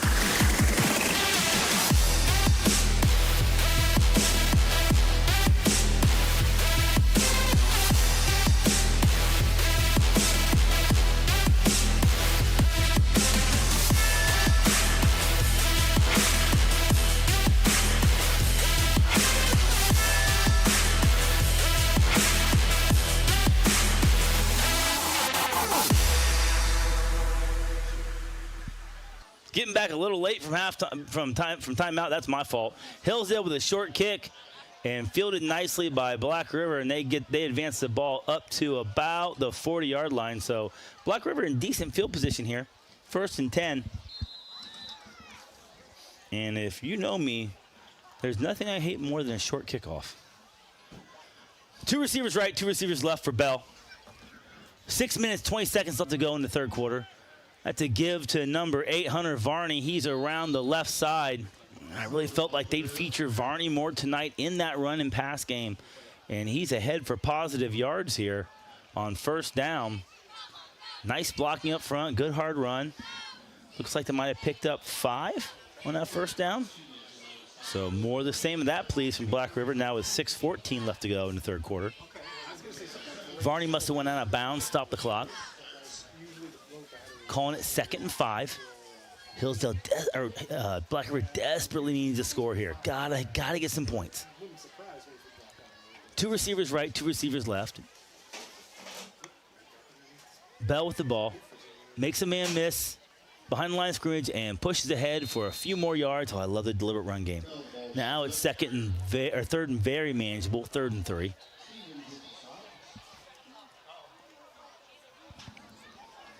Number 58, Karsten Stevens. He's had a nice game. 6'3", 195-pound junior for Hillsdale. He's been on a few plays there now. With the block punt, he was in on that. He's made some nice stops. Bell put a move on him there, but he hung with him and drug him down after a gain of just a couple. Makes it 3rd and 2. Black River obviously going to go for it here if they don't pick it up. Varney in motion. Bell with the ball, rolls right, surveys, lofts it up, and caught by Hunter Varney. Beautiful catch by Hunter Varney. Nope, calling it incomplete. Nice coverage. Let's see the coverages by number 3 for Hillsdale. Aiden Saylor, he's had a nice game. That's good coverage. But Bell put that ball right where it needed to be. It's a pretty pass, kind of floated it up. Gave Varney a chance. Varney darn near came down with it. Black River's had some opportunities down the field, just couldn't capitalize. Penalty brought him back one time. Couple of drop passes because of good coverage a couple times. Sailor's had a couple nice plays in coverage, breaking up passes. He's got 2 nice PBUs. 4th down here for the Pirates. 5 minutes, 20 seconds go to the third quarter. Bell rolls right.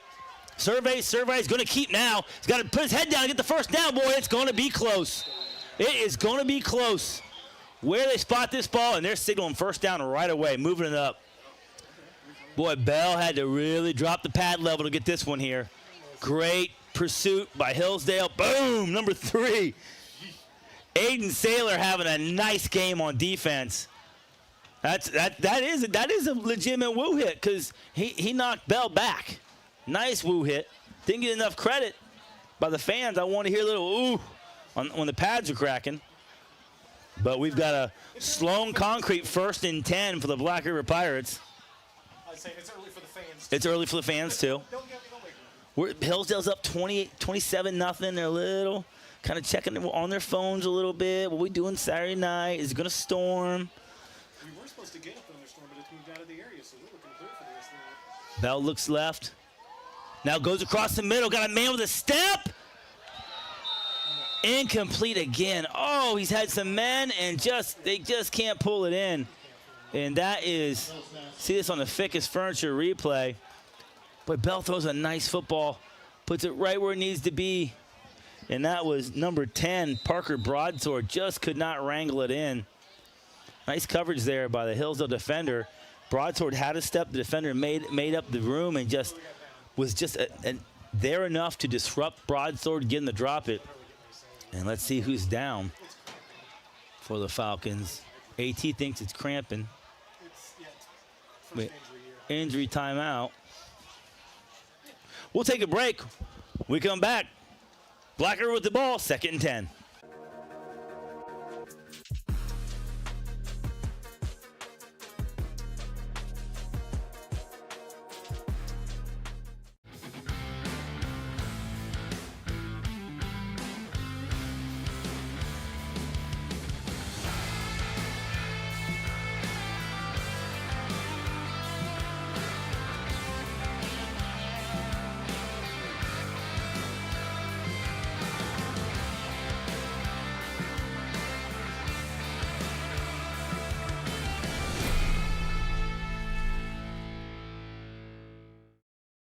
Running a small business isn't easy. Between work, family, and everything else, there's just not enough time in the day. Websites, Google, reviews, it all matters, but it shouldn't slow you down. That's where TMS Plus comes in. We make digital marketing easy, affordable, and effective. Sign up for TMS Plus Digital Essentials and get a free 1-month half-page ad in Town Money Saver magazine. TMS Plus. Easy, affordable, effective.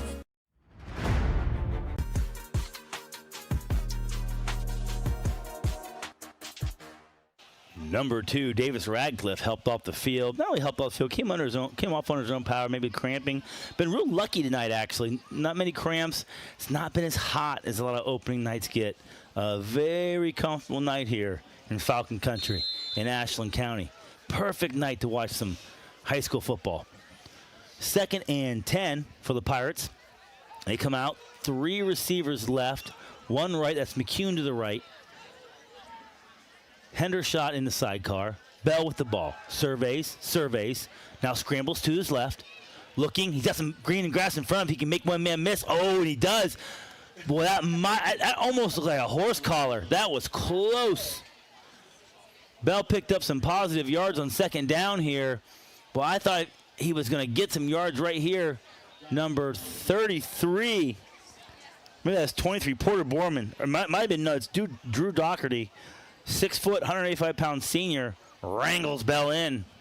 And Bell had some real estate in front of him if he could break that tackle, but Doherty able to wrestle him down. Makes a 3rd and 3. That's a long 3. 2 receivers left, 2 right. Hand off to Hendershot. He pushes ahead. He's going to get a few, but I don't think he's going to get everything he needs. And another Hillsdale player is down. And it looks like another cramp issue. And that's going to give Black River some time to talk about this, what they want to do. Mason Sloan on the tackle. And it's going to, he didn't get as many yards as I thought he got there. I thought he got close to the marker. But Sloan able to stuff him well before that. I think he only got a yard. They only give him a yard on the scoreboard. We're going to keep it right here for now. 4 minutes, 12 seconds to go in the 3rd quarter. Hillsdale in control of this game, but maybe not playing up to the level that they've come to expect in the last couple years. And that's a privilege, right? Like when you can be on top of a team that might make the playoffs this year. Last year they went 6-4, and they look better this year than they did last year. When you can be up 27-0 in the 3rd quarter, and you can walk in and talk to your guys and say, we're winning, but we're not playing our best football. We've got some room to improve here. We've got some things to clean up. And that's a privilege. Not every high school football program can say that. A lot of high school football programs, they're up 27-0, and they don't give a hoot how they got there. They're just happy to be up 27-0, and they're patting themselves on the back. I don't think you're going to get a lot of that from the Hillsdale sidelines right now. 11:30 tonight-ish, 11:30-ish for the Pigskin. All great highlights. We're covering 1, 2, 3, 4, 5, 6, 7, 8, 9, 10 games. 13. OH.Report, live and free, covering 13 games. You'll be able to see highlights of Dalton and Danville, Fredericktown Highland, Hilliard, Bradley, and Walsh. A Big Walnut, I'm sorry. Delaware Hayes and Buckeye Valley. Obviously, Black River Hillsdale, Upper Sandusky, and Northmore. I bet you that's a good one. I'd love to see the score on that one. Northwestern and Crestview. Oh, there's a nice one from Ashland County area. Wellington, Western Reserve, Martins Ferry, and Mount Gilead. Martins Ferry. But someone said to me, where should I go tonight? And I said, I go to Mount Gilead, because one of the most historic programs in Ohio, Martins Ferry, is coming in to one of the most beautiful small school settings in Central Ohio, Mount Gilead. That field is beautiful. Bermuda grass. They got the strobe lights that go when they score. Great following. Boy, you want to talk about like a little piece of Americana? Go check out Mount Gilead football one night. It's one of my favorite places to go. And then, of course, from Cincinnati. From Cincinnati, the Centerville Elks and the Lakota East Thunderhawks. Get to see the Thunderhawks and the Elks highlights. Number 23 for Hillsdale coming off the field, and that is Porter Borman coming off the field. 5'10", 175-pound strong safety. He's a sophomore. And here we go, 4th and 2 for the Pirates. 2 receivers right, 2 receivers left. Big 4th down. Bell on a quick pass, complete to number 10, and that's a nice catch and run by number 10, Parker Broadsword. Good to see Broadsword haul one in. He's had a couple tough drops tonight, but not there. Wide open. Makes a man miss and ahead for positive yards, and Black River is in business. They got 1st and 10 around the 27-yard line. The Hillsdale 27-yard line. Trying to get some points here. 3:42 to go in the 3rd quarter. 3 receivers left, 2 right. Bell looking, throws it deep for Varney. Varney goes up. Oh, but I don't know. He had that one that time. There's no way he dropped that ball. And they're giving Varney a touchdown. Beautiful throw and catch for the Pirates. Oh, a contested catch, and Varney hauls it in. He was my spotlight player tonight for Black River, and making good on that one. See, Bell rolls right, and he wants Varney the whole way. One-on-one contested. Boy, can't take anything away from Varney there. Good coverage by number 24 for Hillsdale, Javon Avery. You can't cover it much better than that. Varney just went up and made a play. Black River on for the PAT after their first touchdown of the season. We'll take a break right after the PAT. It is up, and it is good. We'll take a break. It's Hillsdale 27, Black River 7. Don't go anywhere now.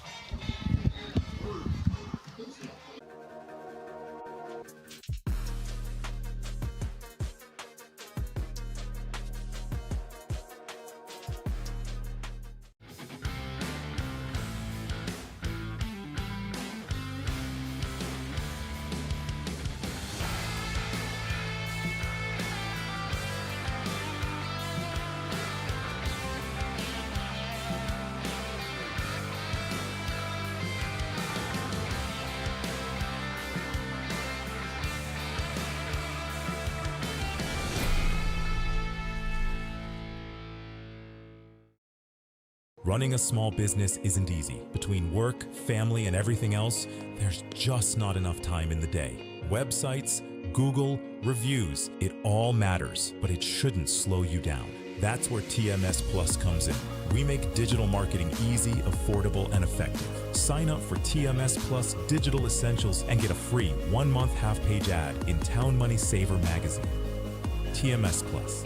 Easy, affordable, effective.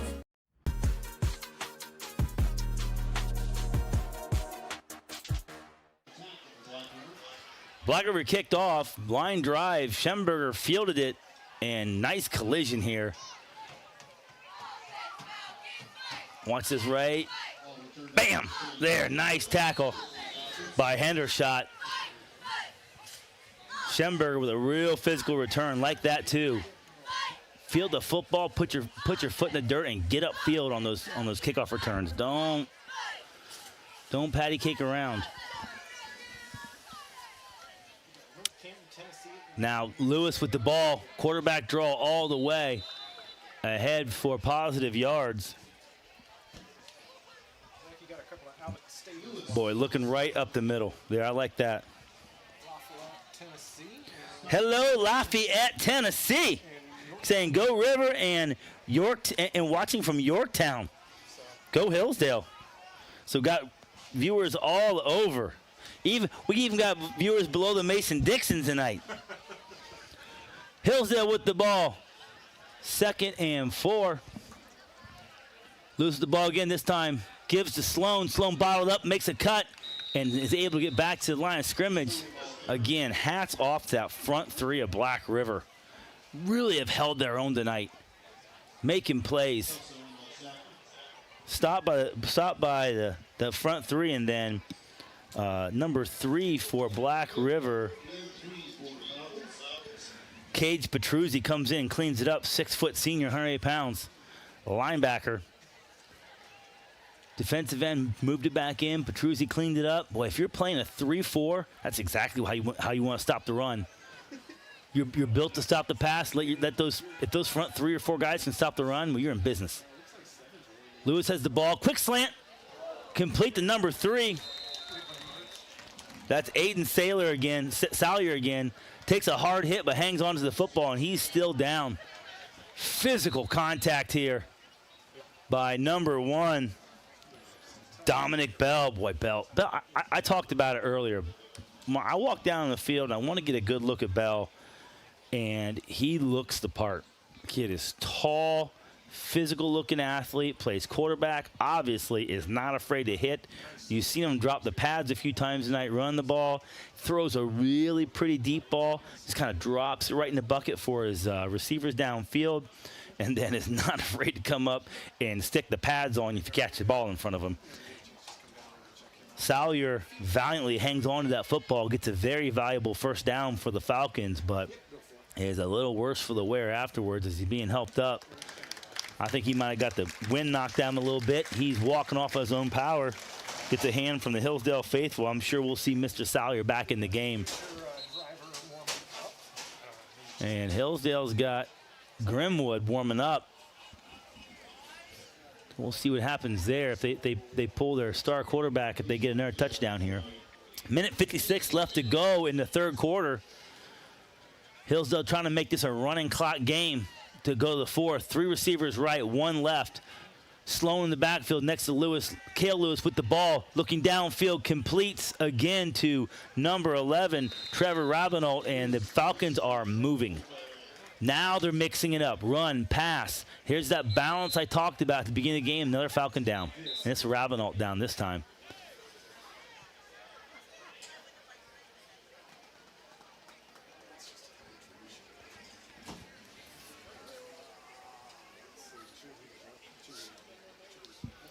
Number 17 for Hillsdale checking in, Tyshawn Chapman. He's a freshman, 6'2", 175 freshman, number 17. Boy, it's going to be hard to keep him off the field. They've had some 6'2", 175-pound athletes around here that can catch the ball, and they made trouble for defensive backs all over Division 6 and 7 the last couple years. Scores from around the area. Highland 21, Fredericktown nothing. Here's that Martins Ferry 42, Mount Gilead 13. Yeah, the boys from Martins Ferry know how to play football. When they write a poem about you, you know they're playing football. Oh, Danville stomping Dalton 40-12. Little K-Mac versus Wayne County League action. Upper Sandusky 21 all over Northmore 7. I knew that'd be a good game. I thought that'd be a little bit closer, but the Golden Knights with 2:19 left to go in the third, trying to come back there. These are Columbus games, but that's Last update I got from our other Ashland County game, it was Loudonville 21, Mapleton 14 at half. Maybe I can get another text message here. Give me an update. Big school action. Ashland now up 21-0 over Bay Village, as the Arrows start another season with high hopes. The Redbirds, Loudonville Redbirds, now up 24. I'm sorry, it was 28-14, and now it is. No, I'm getting conflicting reports here all at once. I've got 24-12, Loudonville on top of Mapleton, and some more Ashland County League, or not Ashland County League, but Ashland County action. Ashland County League hasn't been around for about 100 years. So Rabinault is up and moving off on his own power. Good to see.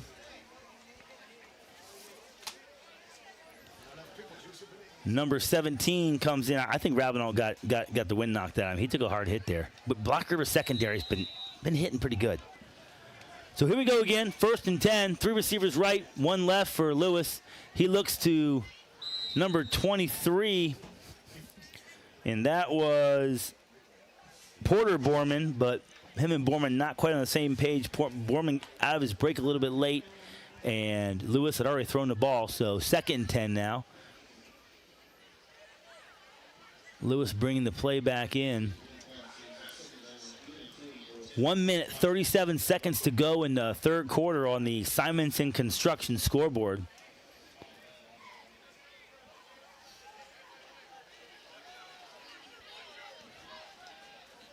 Hand off to number 2, Davis Radcliffe back in the game, and he pushes ahead for about 6 yards, maybe 7. Gonna be 4th and, oh no, about 5 on that. So I'm gonna call it 4th and 5. Student section for Hillsdale pretty fired up. I'm sorry, 3rd, they haven't flipped it, so I was a playoff there. So we got 3rd and 6. 3rd and 6 for Hillsdale. Got another player down, another Falcon down. He's gonna get a number on this guy. We'll take a break. When we come back, more action, Hillsdale High School. Stick with us, right back on OH.Report, live and free.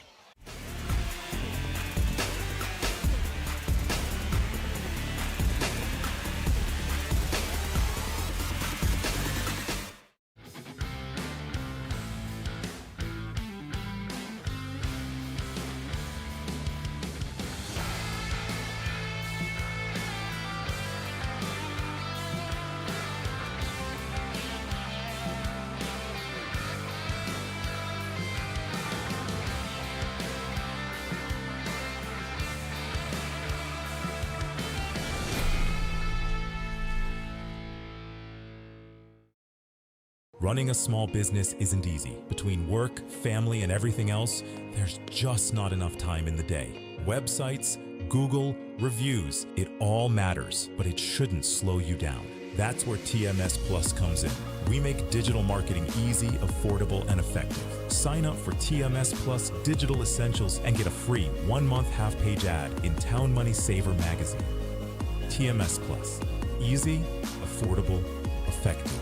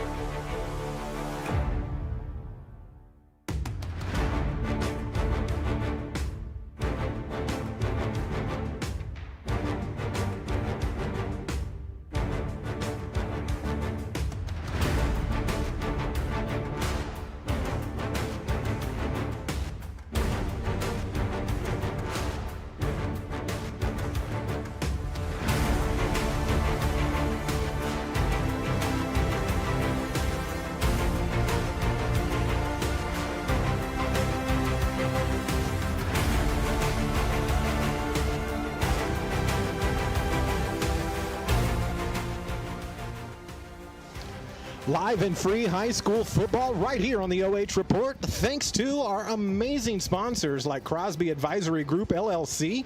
Invest, plan, and retire with Crosby Advisory Group. Simonson Construction Services Incorporated. From concept to completion, we can help you make a plan, refine your vision, and build a path for success.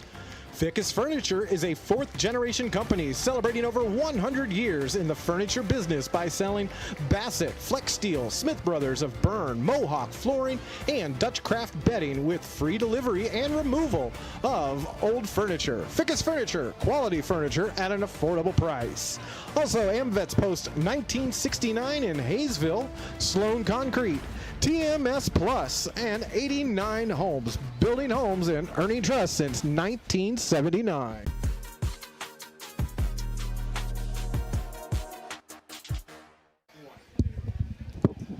So Corbin Dieter coming off the field gingerly for the Falcons, and he is one of their better linemen for sure. So they'll be missing him, and he's coming off really slow. So we'll see if Corbin comes back in the game or not. They give him the rest of the night off. Hillsdale now with a 3rd and 6. Lewis looking for it. Oh, got man wide open. And that's number 3, Aiden Sallier. Oh, he dropped it. Oh, I looked away and hit the ground, did not how they call it, did not survive the ground. Had it in his hands, just popped out. And the Hillsdale faithful are not used to seeing their receivers not come down with the football. Last couple of years, they've had some very sure-handed guys back there. And this is a game where you can drop that kind of pass and it won't hurt you. But I promise you, they get in the Wayne County League action, Norwayne, Dalton, those kind of schools. You're wide open inside the 5-yard line. You cannot drop that ball. But the Falcons live to fight another day. 4th down here, 3 left, 2 right. Oh, and they got him to jump. Oh, it's a late call, though. They got Black River to jump. Black River got back, but it pulled a couple Hillsdale guys off. The Hillsdale lineman astutely jumping forward when the Black River guys jump forward. They're going to make it. Is it going to give it a first down? No, it was 4th and 6, so now it's 4th and 1. Playbook wide open, but I like old Mr. 26 lined up to the left and running to his right here. Even though that's the short side of the field, that's been by far their most effective run play. Maybe it's predictable, but it's predictable because it works. And there it is. Sloan lined up to the left in the sidecar. Lewis keeps, rolls left, little jump pass, and number 5, Knox Lewis wide open, rumbling in the end zone, and the big boy gets his 3rd touchdown of the night. Knox Lewis having a career night here in the opening week of the 2026 season. What we got going on? What are we talking about? There's a flag, maybe a hold downfield. Wave it off, and it's a touchdown for the Falcons. On the Fickus Furniture replay, nice block downfield by number 11, Trevor Rabinault. Beautiful block to spring Lewis those last couple yards, and Knox Lewis with 3 touchdowns on the night, coming up big for the Falcons. Cameron Brown in for the PAT.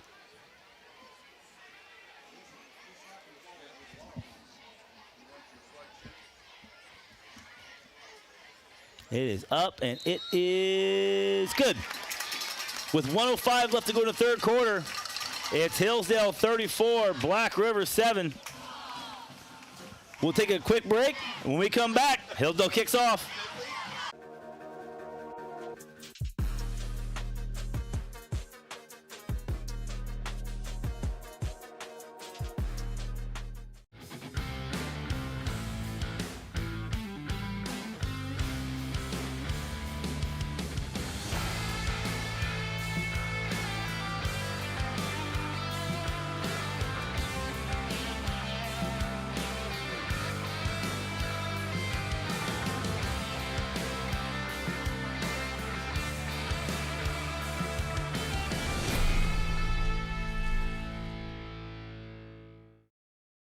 Running a small business isn't easy. Between work, family, and everything else, there's just not enough time in the day. Websites, Google, reviews, it all matters, but it shouldn't slow you down. That's where TMS Plus comes in.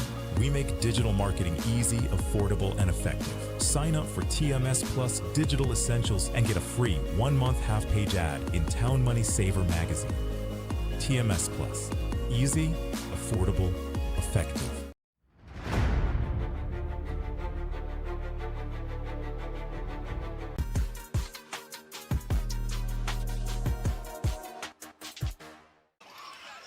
Beautiful kickoff here. We didn't get back in time, but here's the replay. The ball is kicked away from anyone in a white uniform. And that is Hunter Varney, scoops it up, but he's got nowhere to go. And he is wrestled down around the 10-yard line. So it is Black River 1st and 10 from their 10, maybe actually from their 9. So long way to go. Just under a minute here to go in the 3rd quarter, 59.8 seconds. Some substitutes in now for Hillsdale on defense. Lewis has come out of the game, a defensive back. Oh, Bell with a beautiful pass to Varney. Man, he's an athlete.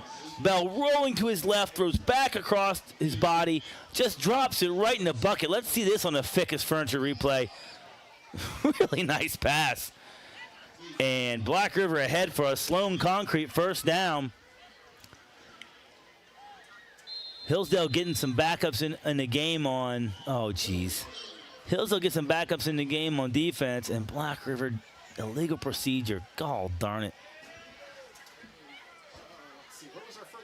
You just can't make mistakes like that against Hillsdale. You have a nice play, get some positive yards when you're buried deep, and then you jump off sides, illegal procedure, and you move back 5, give yourself 1st and 15. Now, Hillsdale does have some of the 2 deep in on defense. So Black River has a really nice opportunity here to move the ball. 23 seconds left to go in the third quarter, so probably the last play of the third quarter. Bell rolls to his right, in trouble. Now turns it upfield. Ooh, boy. And it's ushered out of bounds by a host of Falcons.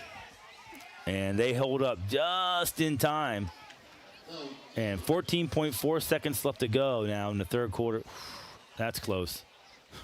That's really close. I'm telling you, if that's on the other sideline, it's a penalty. But luckily it's on Hillsdale sideline, so nothing. Whoa! Watching from Grand Forks, North Dakota. Go Falcons!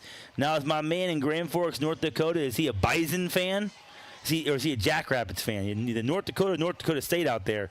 So let's hear Hunter Wagner. You Bison or you Jackrabbits? No, I didn't say Bison. I said Bison. They called North Dakota Bison. Handoff now up the middle to. That is Hendershot on the carry. Got another flag coming in. Boy, this thing's getting sloppy. This has been the longest third quarter. Yeah, it is. It's been the longest third quarter of my life, I think. 2nd and 11. What do we got here? Looks like it's on Hillsdale. What do we got? Personal foul, face mask. 15 yards, first down for the Pirates.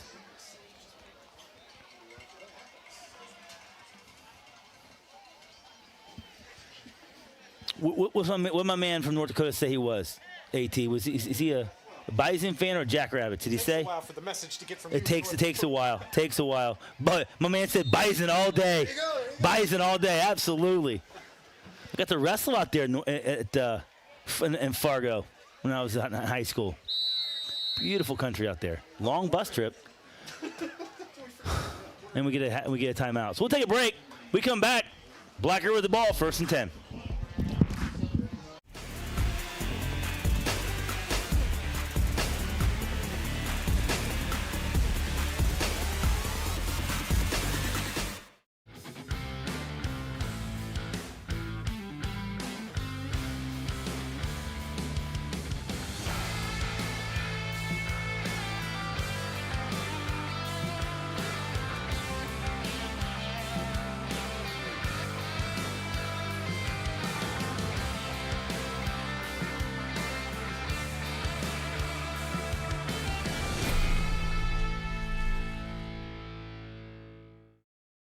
Running a small business isn't easy. Between work, family, and everything else, there's just not enough time in the day. Websites, Google, reviews, it all matters, but it shouldn't slow you down. That's where TMS Plus comes in.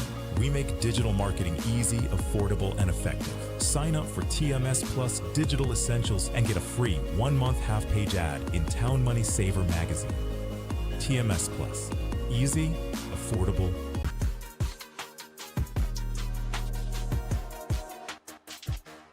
Welcome back to Hillsdale High School, where the Pirates have it 1st and 10. Start of the 4th quarter. Quick pass, complete, and moved ahead. Now wrestled back. Get a number on that receiver. And that is McCune again. Colton McCune, 5'11", 170-pound freshman, having a heck of a night. Like I talked about, 2 really standout freshmen. Mason Sloan for the Falcons and Colton McCune for the Black River Pirates. Both of them going to have a really bright future for their respective football teams. Sloan checks out now. Like I said, a lot of two deep in the game for the Falcons. 50 guys on their roster. Incredible. Bell with the ball, has time, uncorks one deep. Beautiful coverage. Number 24 for Hillsdale, Javon Avery. Avery with nice coverage there. Boy, Avery has had a couple plays where he's been in the right spot at the right time, and good on Avery getting your hand up, run with the receiver, but doesn't make contact, doesn't get a pass interference. That's just the way the young man was coached to do it. So really nice job there by Javon Avery. And number 24, Avery is just a freshman, 5'9", 150. He's got a promising future playing like that as a freshman already. Bell with the ball, 3rd and 7, they're calling it. 11 minutes to go in the third quarter. Oh, there's a hold. Yeah. It didn't get called, but there was a serious hold in the backfield. Watch the watch the defensive end right there. Right there is a wicked hold. But mercifully, the referees don't call it and let the clock, well, 10:55 now because they called an incomplete pass. They have no more flags. Yeah, they've thrown all the flags. There's no more flags. Referee throws in a flag. He's going to have to ice his elbow. 2 receivers left, 1 right for Bell. Surveys. And nice pass and catch. Number 10, Parker Broadsword. Really nice reception. Goes up and snatches the ball out of the air with his hands. Watch this. Bam! Gets the ball with his hands. Pulls it down. Run. Number 17, Tayshawn Chapman. He's the 6'2", 175-pound freshman I talked about earlier. Just overplayed his hand a little bit, and then they get number 10, Zephyr Myers, 5'10", 165-pound sophomore. Get him the jump, 5 more free yards. So Myers got held so bad on the last play, he feels like I gotta get off a little better, get some pressure this time, but the Pirates get him the jump, get 5 cheap yards at him, makes it a 1st and 5 from the 28-yard line. 10 minutes, 20 seconds left on the Simonton Construction scoreboard. And Bell with a quarterback run all the way, sticks his nose in there and pushes ahead for a 1st down. So Black River doing some nice things here in the 4th quarter. Hillsdale has had some guys go down with injuries, so they're giving some of their starters a little bit of breather, getting some of the 2 deep in there a little bit.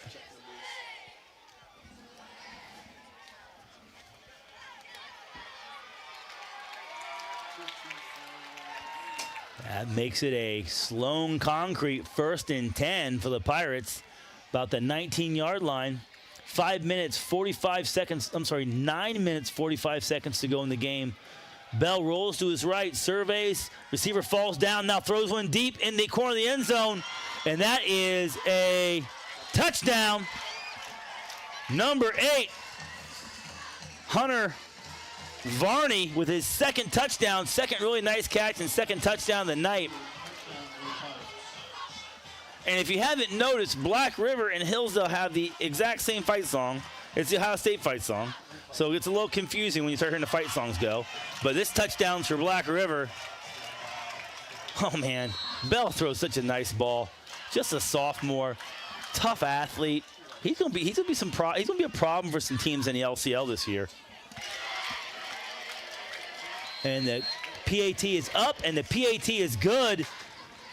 With 9 minutes, 34 seconds left to go, it's the Falcons 34, it's the Pirates 14. We are going to stay right here. We've had so many breaks. We have fulfilled our financial obligations to our sponsors and our very generous sponsors, Crosby Advisory Group. If we have any more breaks, we're going to have to start charging them extra. Crosby Advisory Group sponsored the pregame, halftime, and postgame show. Simonson Construction sponsored our scoreboard. Instant Replay brought to you by Ficus Furniture. The upcoming player of the game is brought to you by Hayesville and Vets Post 1969. And Hayesville and Vets Post, the Hillsdale coaches wanted me to send a special thank you to them for all their great sponsorship of all the sports. Stone Concrete sponsored the first downs, and the Red Zone was brought to you by 89 Homes Building and Improvements. So thank you to all those generous sponsors who make this broadcast available to you live and free. Ball on the tee, kicked away. Fielded by the up man. No, that's a deep man, came up to field it. And we got a penalty flag in. That is 34 for Hillsdale. Mikey Schenberger, he's had a couple nice returns tonight. Coming back, though, holding. Schenberger's done a good job with the ball when he fields it on the kickoffs. Puts his foot in the dirt and gets upfield. And, boy, he was a shoelace away from breaking that thing open, AT. But that could be because there was holding. So the Falcons, after a good return, will get it moved back 10 yards, and it'll be 1st and 10 from the 23. 1st and 10 from the 23.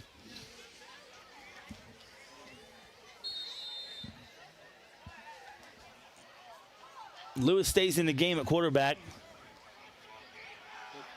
Couple more of the two deeps in on offensive receiver, but that's Sloan still back at running back, and it's handed off.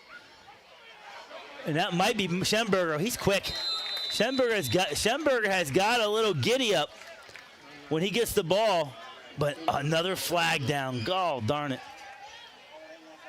Holding on the offense again, going to move back again, and that's because that Black River front three has done such a good job tonight, fighting off blocks and forcing linemen to hold. So Hillsdale makes another mistake. Boy, they have had a ton of penalties tonight and a ton of penalty yards. Have to check that out at the end of the game. Big thank you to the stat folks here at Hillsdale for sharing those stats with us. Lewis with the ball, or with the play now. It is 1st and 20 from the 13 for the Falcons. 9 minutes, 22 seconds left to go in this seemingly unending second half.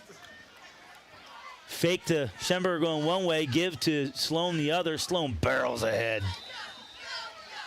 Able to pick up 7 yards, looks like.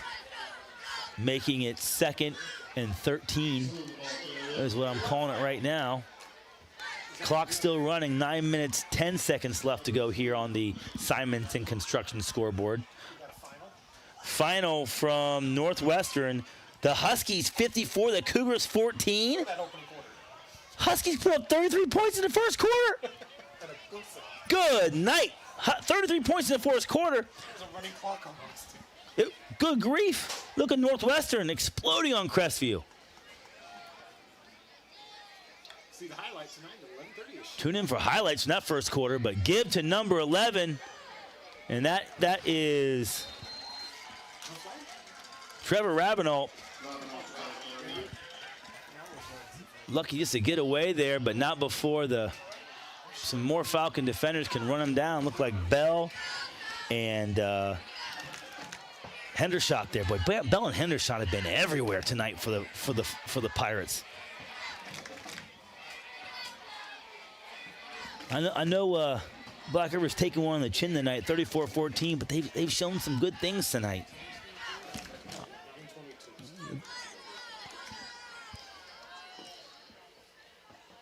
Three receivers right. Lewis rolls right. Now looks back to his left, surveys, scrambles, uses his legs, buys more time, and guess who comes open? Guess who comes open? His brother. Big Knox Lewis, and we are moving ahead for a Sloan Concrete first down after they had 1st and 20. And then had another penalty, moved them back more, and they get a huge first down. The Lewis-to-Lewis connection has been deadly tonight. I can't wait to see Knox Lewis's stats at the end of the night. 3 touchdowns. Boy, he's got to be closing in on 75 pass yards, maybe 100, hopefully. 3 receivers right, 1 left for Kale Lewis. Schenberger in motion. Schenberger takes the handoff, cuts it the middle, makes a man miss. Well, he's quick. And ahead for a Sloan Concrete first down at the 50-yard line. Boy, Schenberger has given this Falcon team a little bit of a lift, a little bit of a spark with the ball in his hands. Oh, another holding call. I mean, Schenberger is, you talk about bad luck. He's had, 2 or 3 nice runs, and you get holding calls. Man, Schenberger, tough luck tonight. Those beautiful rush yards erased. Moves Hillsdale back, makes it 1st and 20 again. But AT, we've been here. We've seen 1st and 20, and we've seen a Sloan Concrete first down out of these Falcons. So all you got to do, the key to success is let Kale run around a little bit back there, create some time, let Big Knox come open. Just like you draw it up. Oh, and that one's thrown a little far in front of number 2, Davis Radcliffe. And we got 2nd and 20.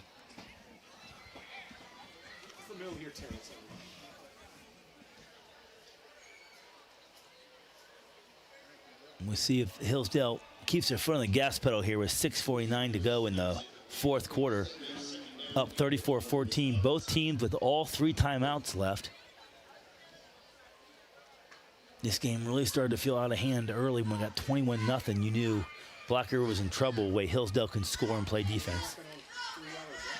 2 receivers right, 2 receivers left. Running back in his sidecar. Lewis rolls left now. Got a man wide open. Oh, just missed. Number 2, Davis Radcliffe threw a little bit high for him. But did Radcliffe get both hands on it? See it here in the Fickus Furniture replay. Yep. Boy, you'd like to still come down with it. I know it's a little bit of a high pass, but you get both hands on it. You'd like to come down with it.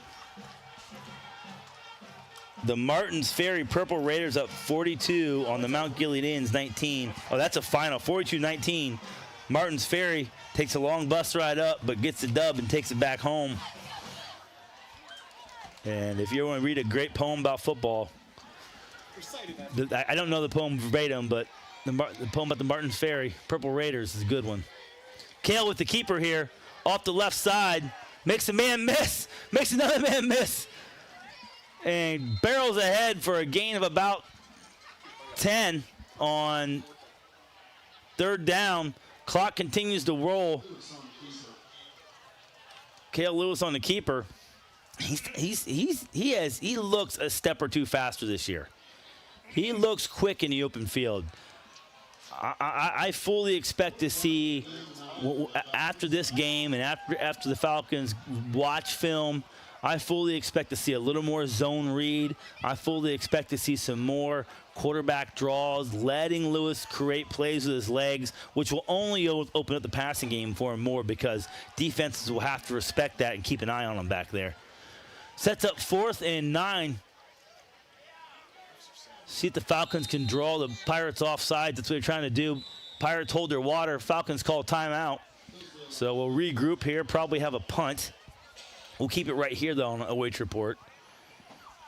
Autumn begins in Martins Ferry. Here we go. In the reading by Zack Truax.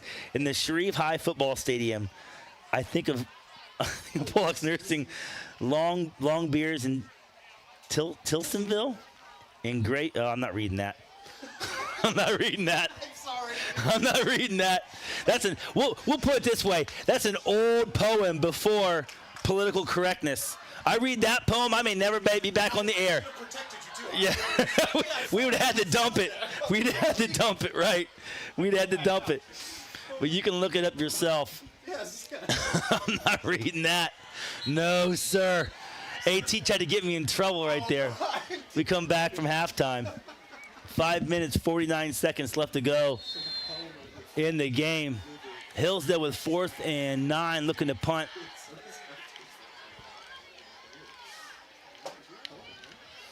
Punt away. Fielded by Bell.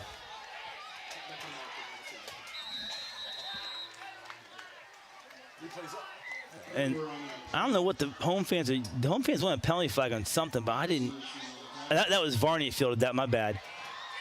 The home fans wanted a penalty flag on something, but I didn't see what happened. 5 minutes, 39 seconds left to go in the game. Black River with the ball again. Third down, 34-14. Well, if they make this 34-21, there'll be some raised eyebrows of some local folks tomorrow when they look through the scores. 2 receivers right, 2 receivers left. Running back inside for Bell. Bell fires a ball over the middle, but not handled. Number 2, McCune, in and out of his hands. Beautiful pass by Bell, though. He rifled that thing. And he puts it right where his receiver can get to it, but McCune not able to handle the ball, looks at his gloves. But Bell's been impressive tonight. 2nd down and 10. Bell's shown a lot, right? He's shown promise with his legs. He's shown touch. He can rifle the ball when he needs to. 2 receivers right, 2 receivers left. Handoff to Hendershot. Hendershot bowls ahead for a few yards. But that stout Hillsdale defense keeps everything in front of them, and they limit Hendershot to just a few yards on 2nd down. Makes it 3rd down and 7. No doubt Black River goes for it, down 34-14. 5:15 to go. Clock rolling on the Simonson Construction scoreboard.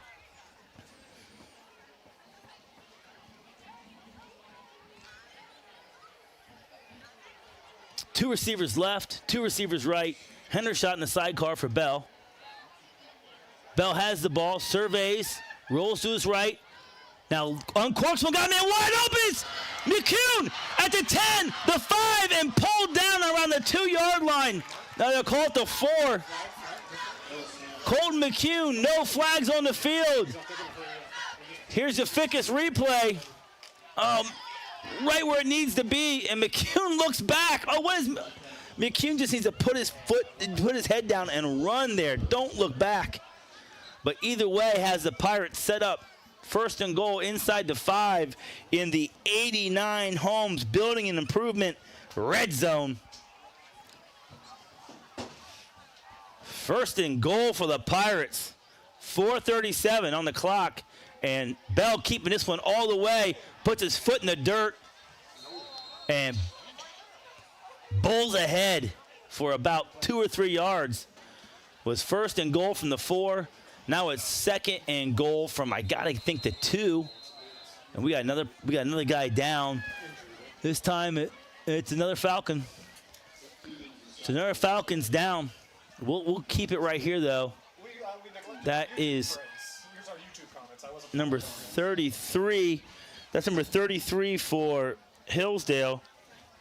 That's Drew Doherty. He comes off of his own power, so we'll get right back to the action here. We haven't been reading. Oh, look at this. Hey, watching from Fort Myers, Florida.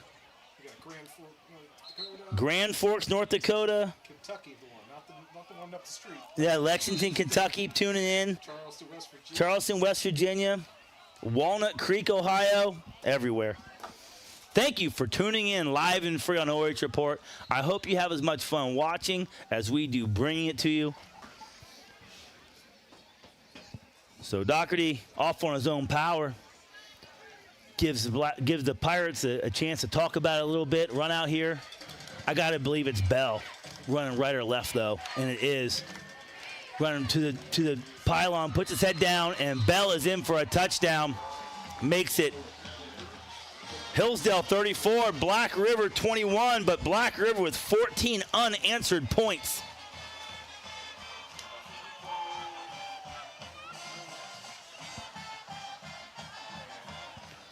So Black River sets up the PAT. We'll keep it right here after the PAT.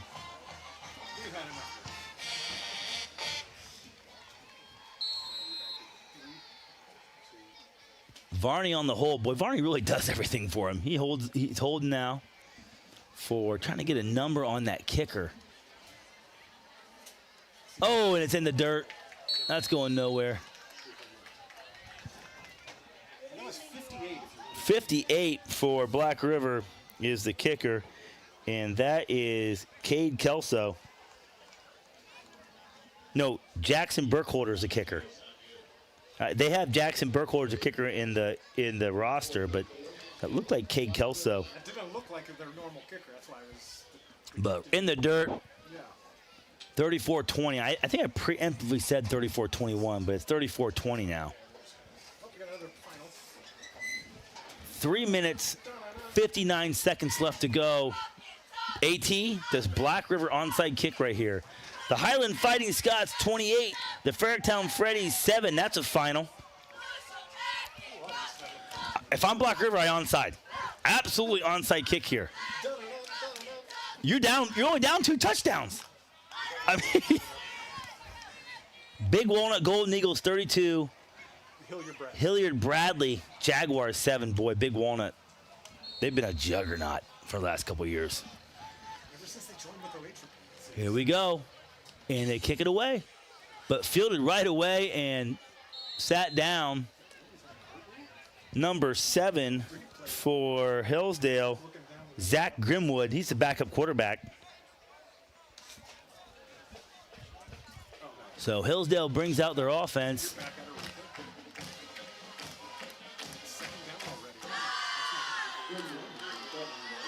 Looks like Hillsdale kind of has a mix of 2 deep and starters in there. Getting the guys lots of reps tonight. And they've got that, like I said, they've got that huge roster, 50 guys. Rotating a lot of guys through, a lot of fresh bodies through. Hats off to Black River. Bring 28 guys in here to Hillsdale and stick around in the 4th quarter, only down 14 points to the 2-time defending regional champs. Handoff up the middle. Looked like Sloan barrels ahead. Boy, he can run behind his pads now. Oh, was that Sloan? Yeah, that was Mason Sloan. Sloan can run behind his pads for a freshman. Right here we go. Boom. Contact and then push ahead for 3 more. Gotta love that. And another player down for Black River. That's number 13. Tanner Steidel. So hopefully Mr. Steidel gets up on his own power. Looks like a cramp, maybe. Gonna work on that right leg a little bit.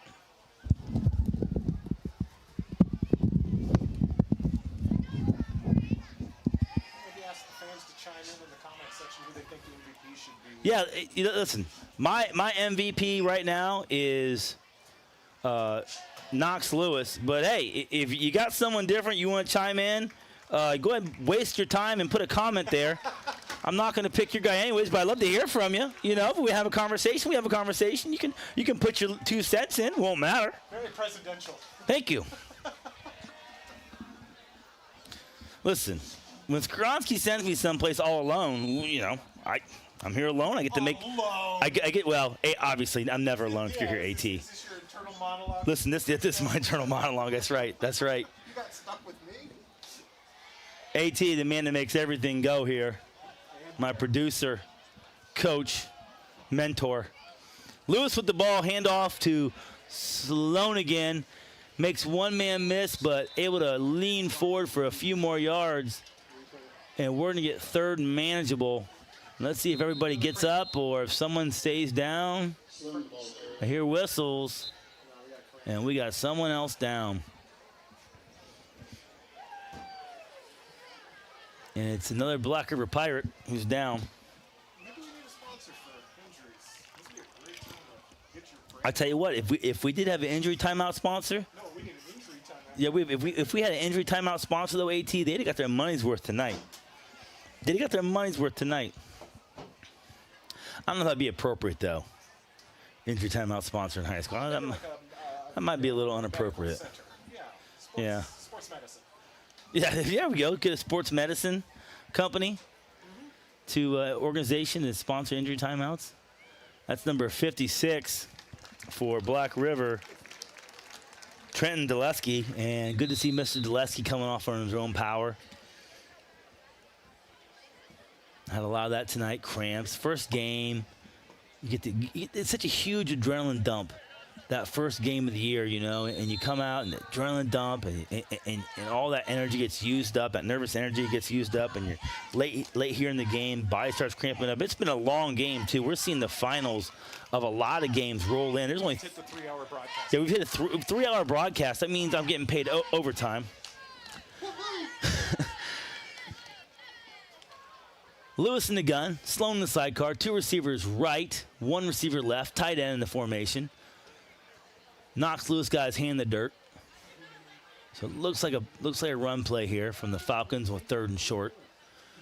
Black River's linebackers creeping up. They sniff it out, but nice job by Lewis. Punches through, and he gets a first down and keeps his feet moving. Oh, doing his best Tim Tebow impersonation there. Exploding to the line of scrimmage. Really nice run by Cale Lewis there. Runs through arm tackles.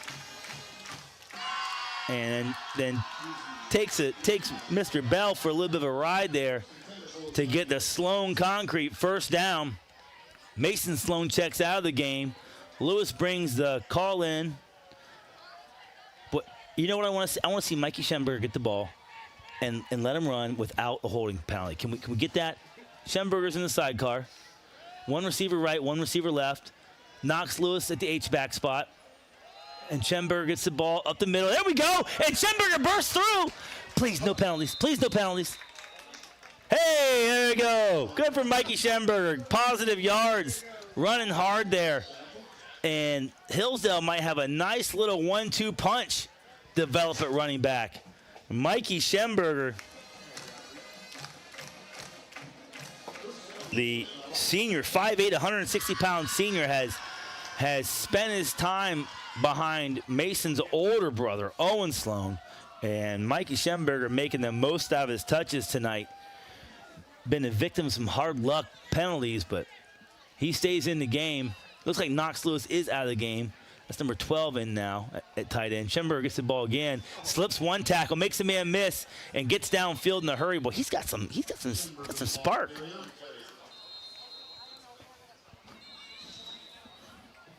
Number 12, Reed Major, it's the 6', 190-pound senior, has come in for Knox Lewis. What are our comments saying? Is anyone else putting up a suggestion for player of the game? Let's see what you're going to ignore. Who am I going to ignore? And Facebook land. No, they're just chatting about where they're. So, Pensacola, Florida. Pensacola, Florida. Oh, I bet the weather's nice down there right now. Pensacola, Florida. How can you beat ours? It's tough to beat this weather right here. Very comfortable tonight here at Hillsdale High School in Falcon Country. Minute 26 left to go in the game. Hillsdale with the ball and driving up 34-20. But the Pirates have had 14 unanswered points and have made this thing look, on paper, have made it look respectable. But Hillsdale has controlled this whole game. Mason Sloan back in the game for the Falcons, but the give is to number 12, Reed Major, and he goes straight ahead for a first down.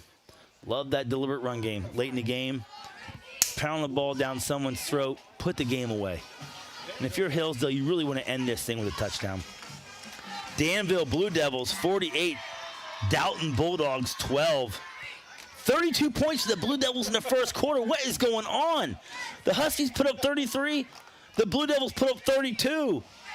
Someone didn't show up to play, and someone did. Lewis now takes a knee with 1st and 10. Looks like Hillsdale's going to be content just to run the clock out.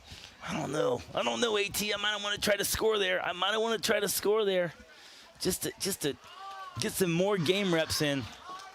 But Coach Trevor Cline, being the discretion is the better part of valor, takes a knee, has his quarterback take a knee, and we run the clock out. We'll take a quick break. Following, when the clock hits all zeros, we'll take a quick break. And when we come back, the Crosby Advisory Group post-game show will have stats and your player of the game. That will be number 5, Knox Lewis, mostly because I featured him in the pregame and he had a big game. So stick with us. We'll be right back, live and free on OH.Report.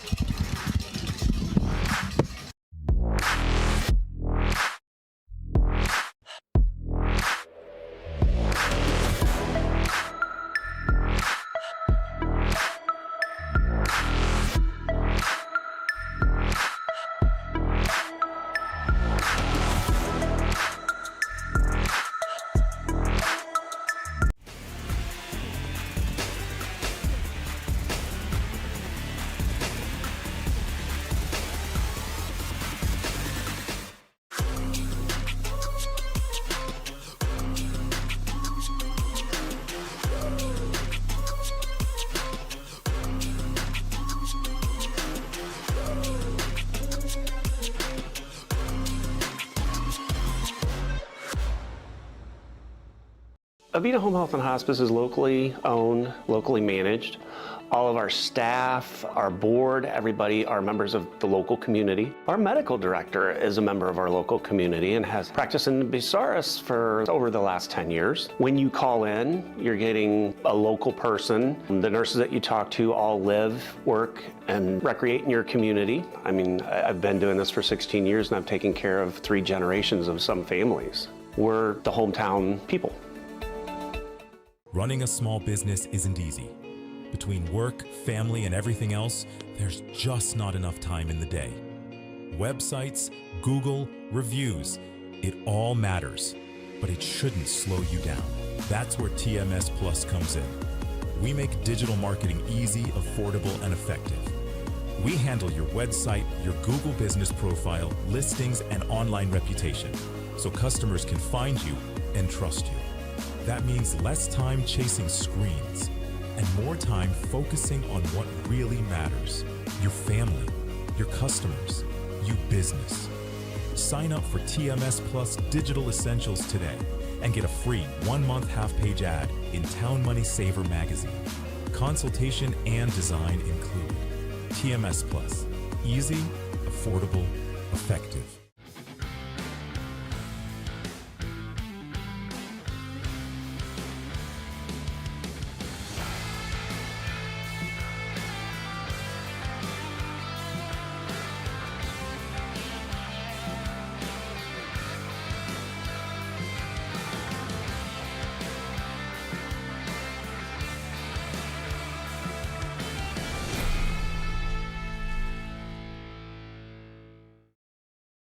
From dream to design to the doorstep of your new home.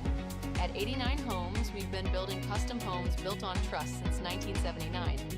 Whether you're a first-time buyer, growing your family, or ready for your next chapter, we'll design a home that fits your life and reflects your style. With over 1,000 custom homes built throughout Northeast Ohio, quality, craftsmanship, and satisfaction come standard. Visit our model homes in Jeromesville, Ohio, and start your free pre-build consultation today. 89homes.com. Build the home you've always imagined.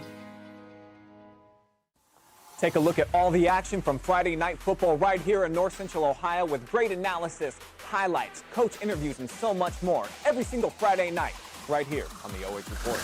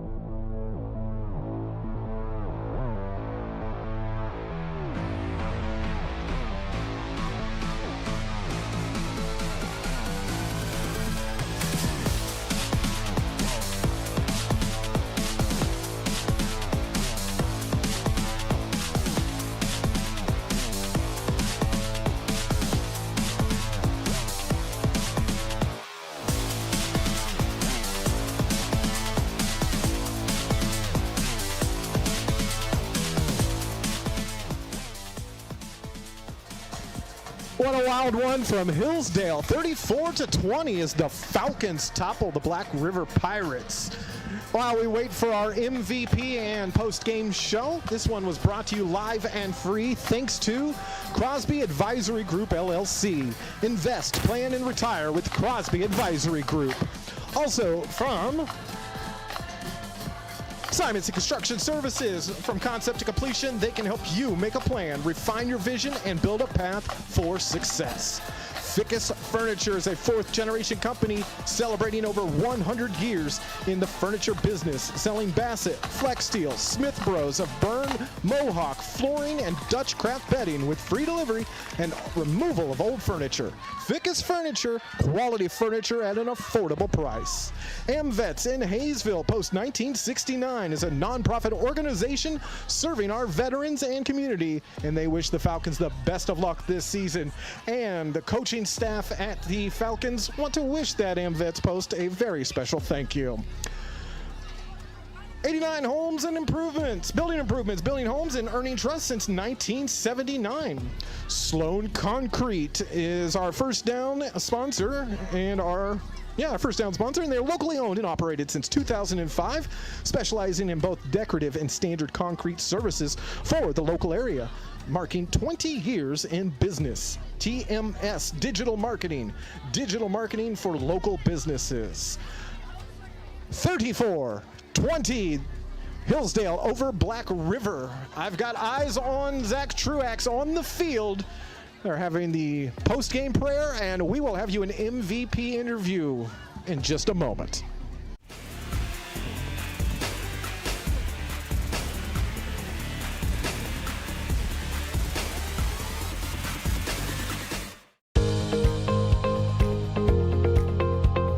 I like being able to give back to the community, and just our teamwork is really solid.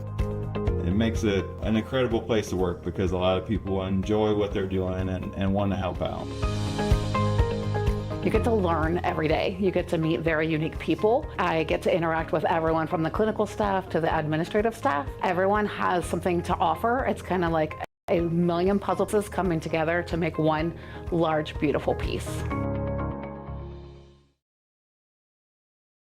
From dream to design to the doorstep of your new home. At 89 Homes, we've been building custom homes built on trust since 1979. Whether you're a first-time buyer, growing your family, or ready for your next chapter, we'll design a home that fits your life and reflects your style. With over 1,000 custom homes built throughout Northeast Ohio, quality, craftsmanship, and satisfaction come standard. Visit our model homes in Jeromesville, Ohio, and start your free pre-build consultation today. 89homes.com. Build the home you've always imagined.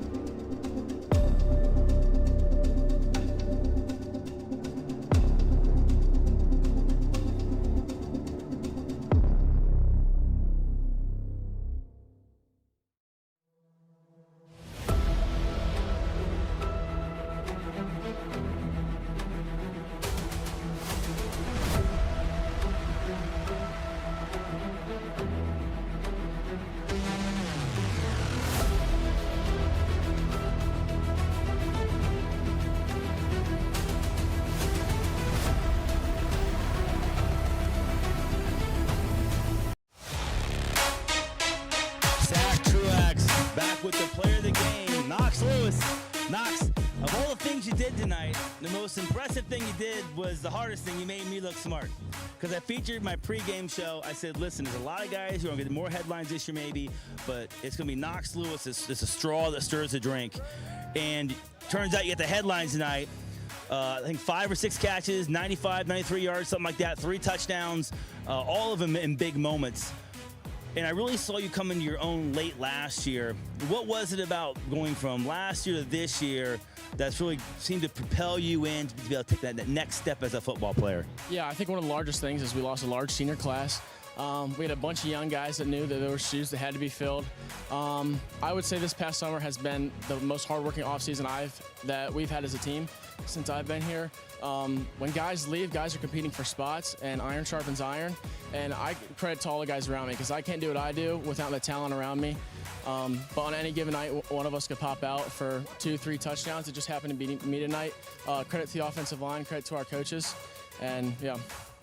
Now, there's very few programs in this area that can win 34-20 on opening night and kind of walk away not feeling real happy about the performance. Now, I was talking to a couple of your coaches. I said that's a privilege.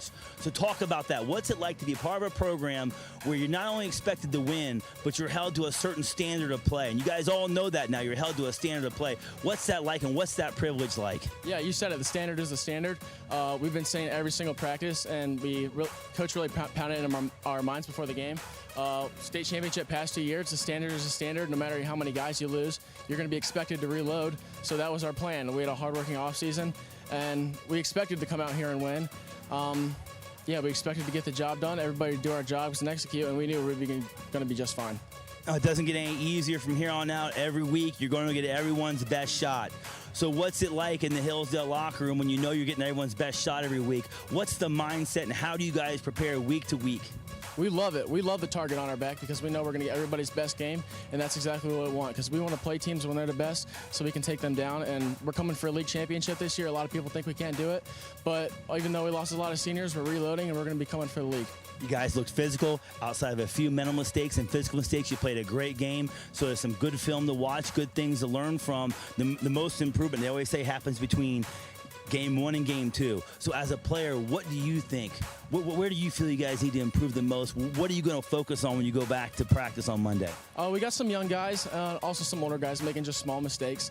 We're going to button those up at film tomorrow, and come Monday, we're going to be making tweaks immediately. Tuesday, Wednesday, Thursday, all the way up till game time, we're going to be making those little tweaks, those little things, technique and things like that. We're always working on those every minute of practice, and that's what we're going to do. We're never satisfied. We're never going to be satisfied where we're at. We're going to keep progressing and keep getting better as the season goes on. Hey, that's Knox Lewis, your play of the game here on OH.Report. Oh, I'm sorry. Shout out. Give me one shout out. Who you want to shout out to right now? Thanks for reminding me, AT. Shout out to whoever you want to shout out to right there up in the camera on top of the press box. First and foremost, shout out to my Lord and Savior, Jesus Christ. I wouldn't be able to do anything I do without him. Through his glory and through his grace, I can do everything I do. Shout out my teammates, my coaches, and my parents. There you go. Knox Lewis, your player of the game.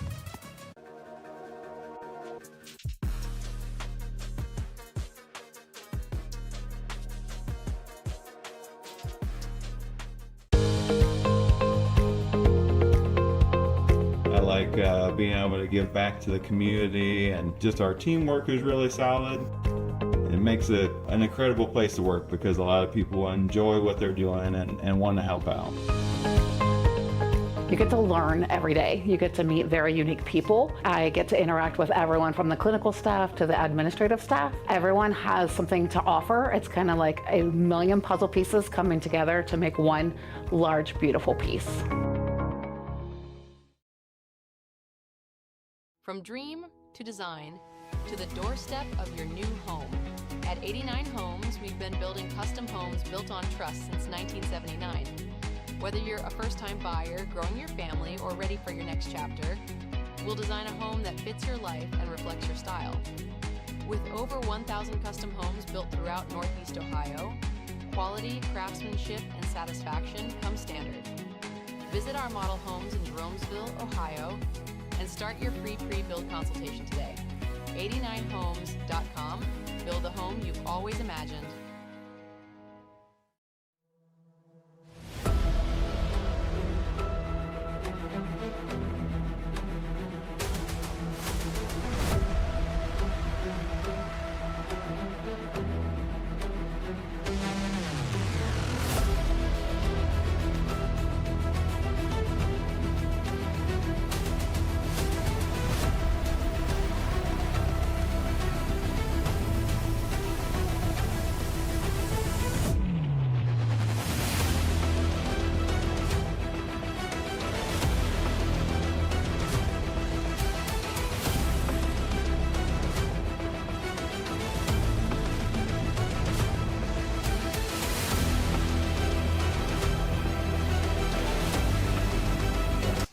Welcome back to Hillsdale High School.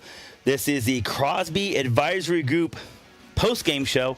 Had a great conversation there with your Hayesville AmVets post-1969 player of the game, Knox Lewis. Yes, I'm breathing a little heavy. Had to hustle back up here to the press box. Got to get the old lungs replaced there, refilled. But let's see the stats from the game first. First downs. Black River with more first downs. Well, no, actually 13 and 19. Hillsdale has more first downs. Passing yards heavily in favor of Hillsdale. Black River has some nice yards there at the end. Rush yards, is that right? 226 to 155, is that right? AT, Black River really had 226 rush yards? We'll have to double check that. Total yards, yeah, I think that's flipped around. I think it was 55 rush yards, total yards 226. Turnovers, Hillsdale 1, Black River none. Penalties were the night for both teams. Black River 9 for 95, but Hillsdale 7 for 55. I talked a little bit with Knox Lewis in that interview. I talked with some fans and some coaches, and it's a different standard around here now. 2 seasons back-to-back, state championships. Those kind of mistakes won't get you there. Certainly won't get you there when you hit the Wayne County League action. There's your box score. You see, really tight through the first quarter. And Hillsdale started to pull away a little bit in that second half. Was able to score 2 touchdowns late, come back out, get 2 more touchdowns in the third quarter, really put this thing on ice. They started rotating their 2 deep through on defense, a little bit on offense, allowed Black River to hang around, score 14 unanswered points, make the game look a little more respectable in the end. But really, Hillsdale controlled this thing from the start to finish. And as we look there at the final score in your Crosby Advisory Group halftime show, Falcons 34, Black River Pirates 20, and a beautiful opening night here at Hillsdale High School. And we'll see, will we see who the teams played next? Yes, the Falcons the Falcons travel to Lucas on August 28th. It's right there up next. I missed it.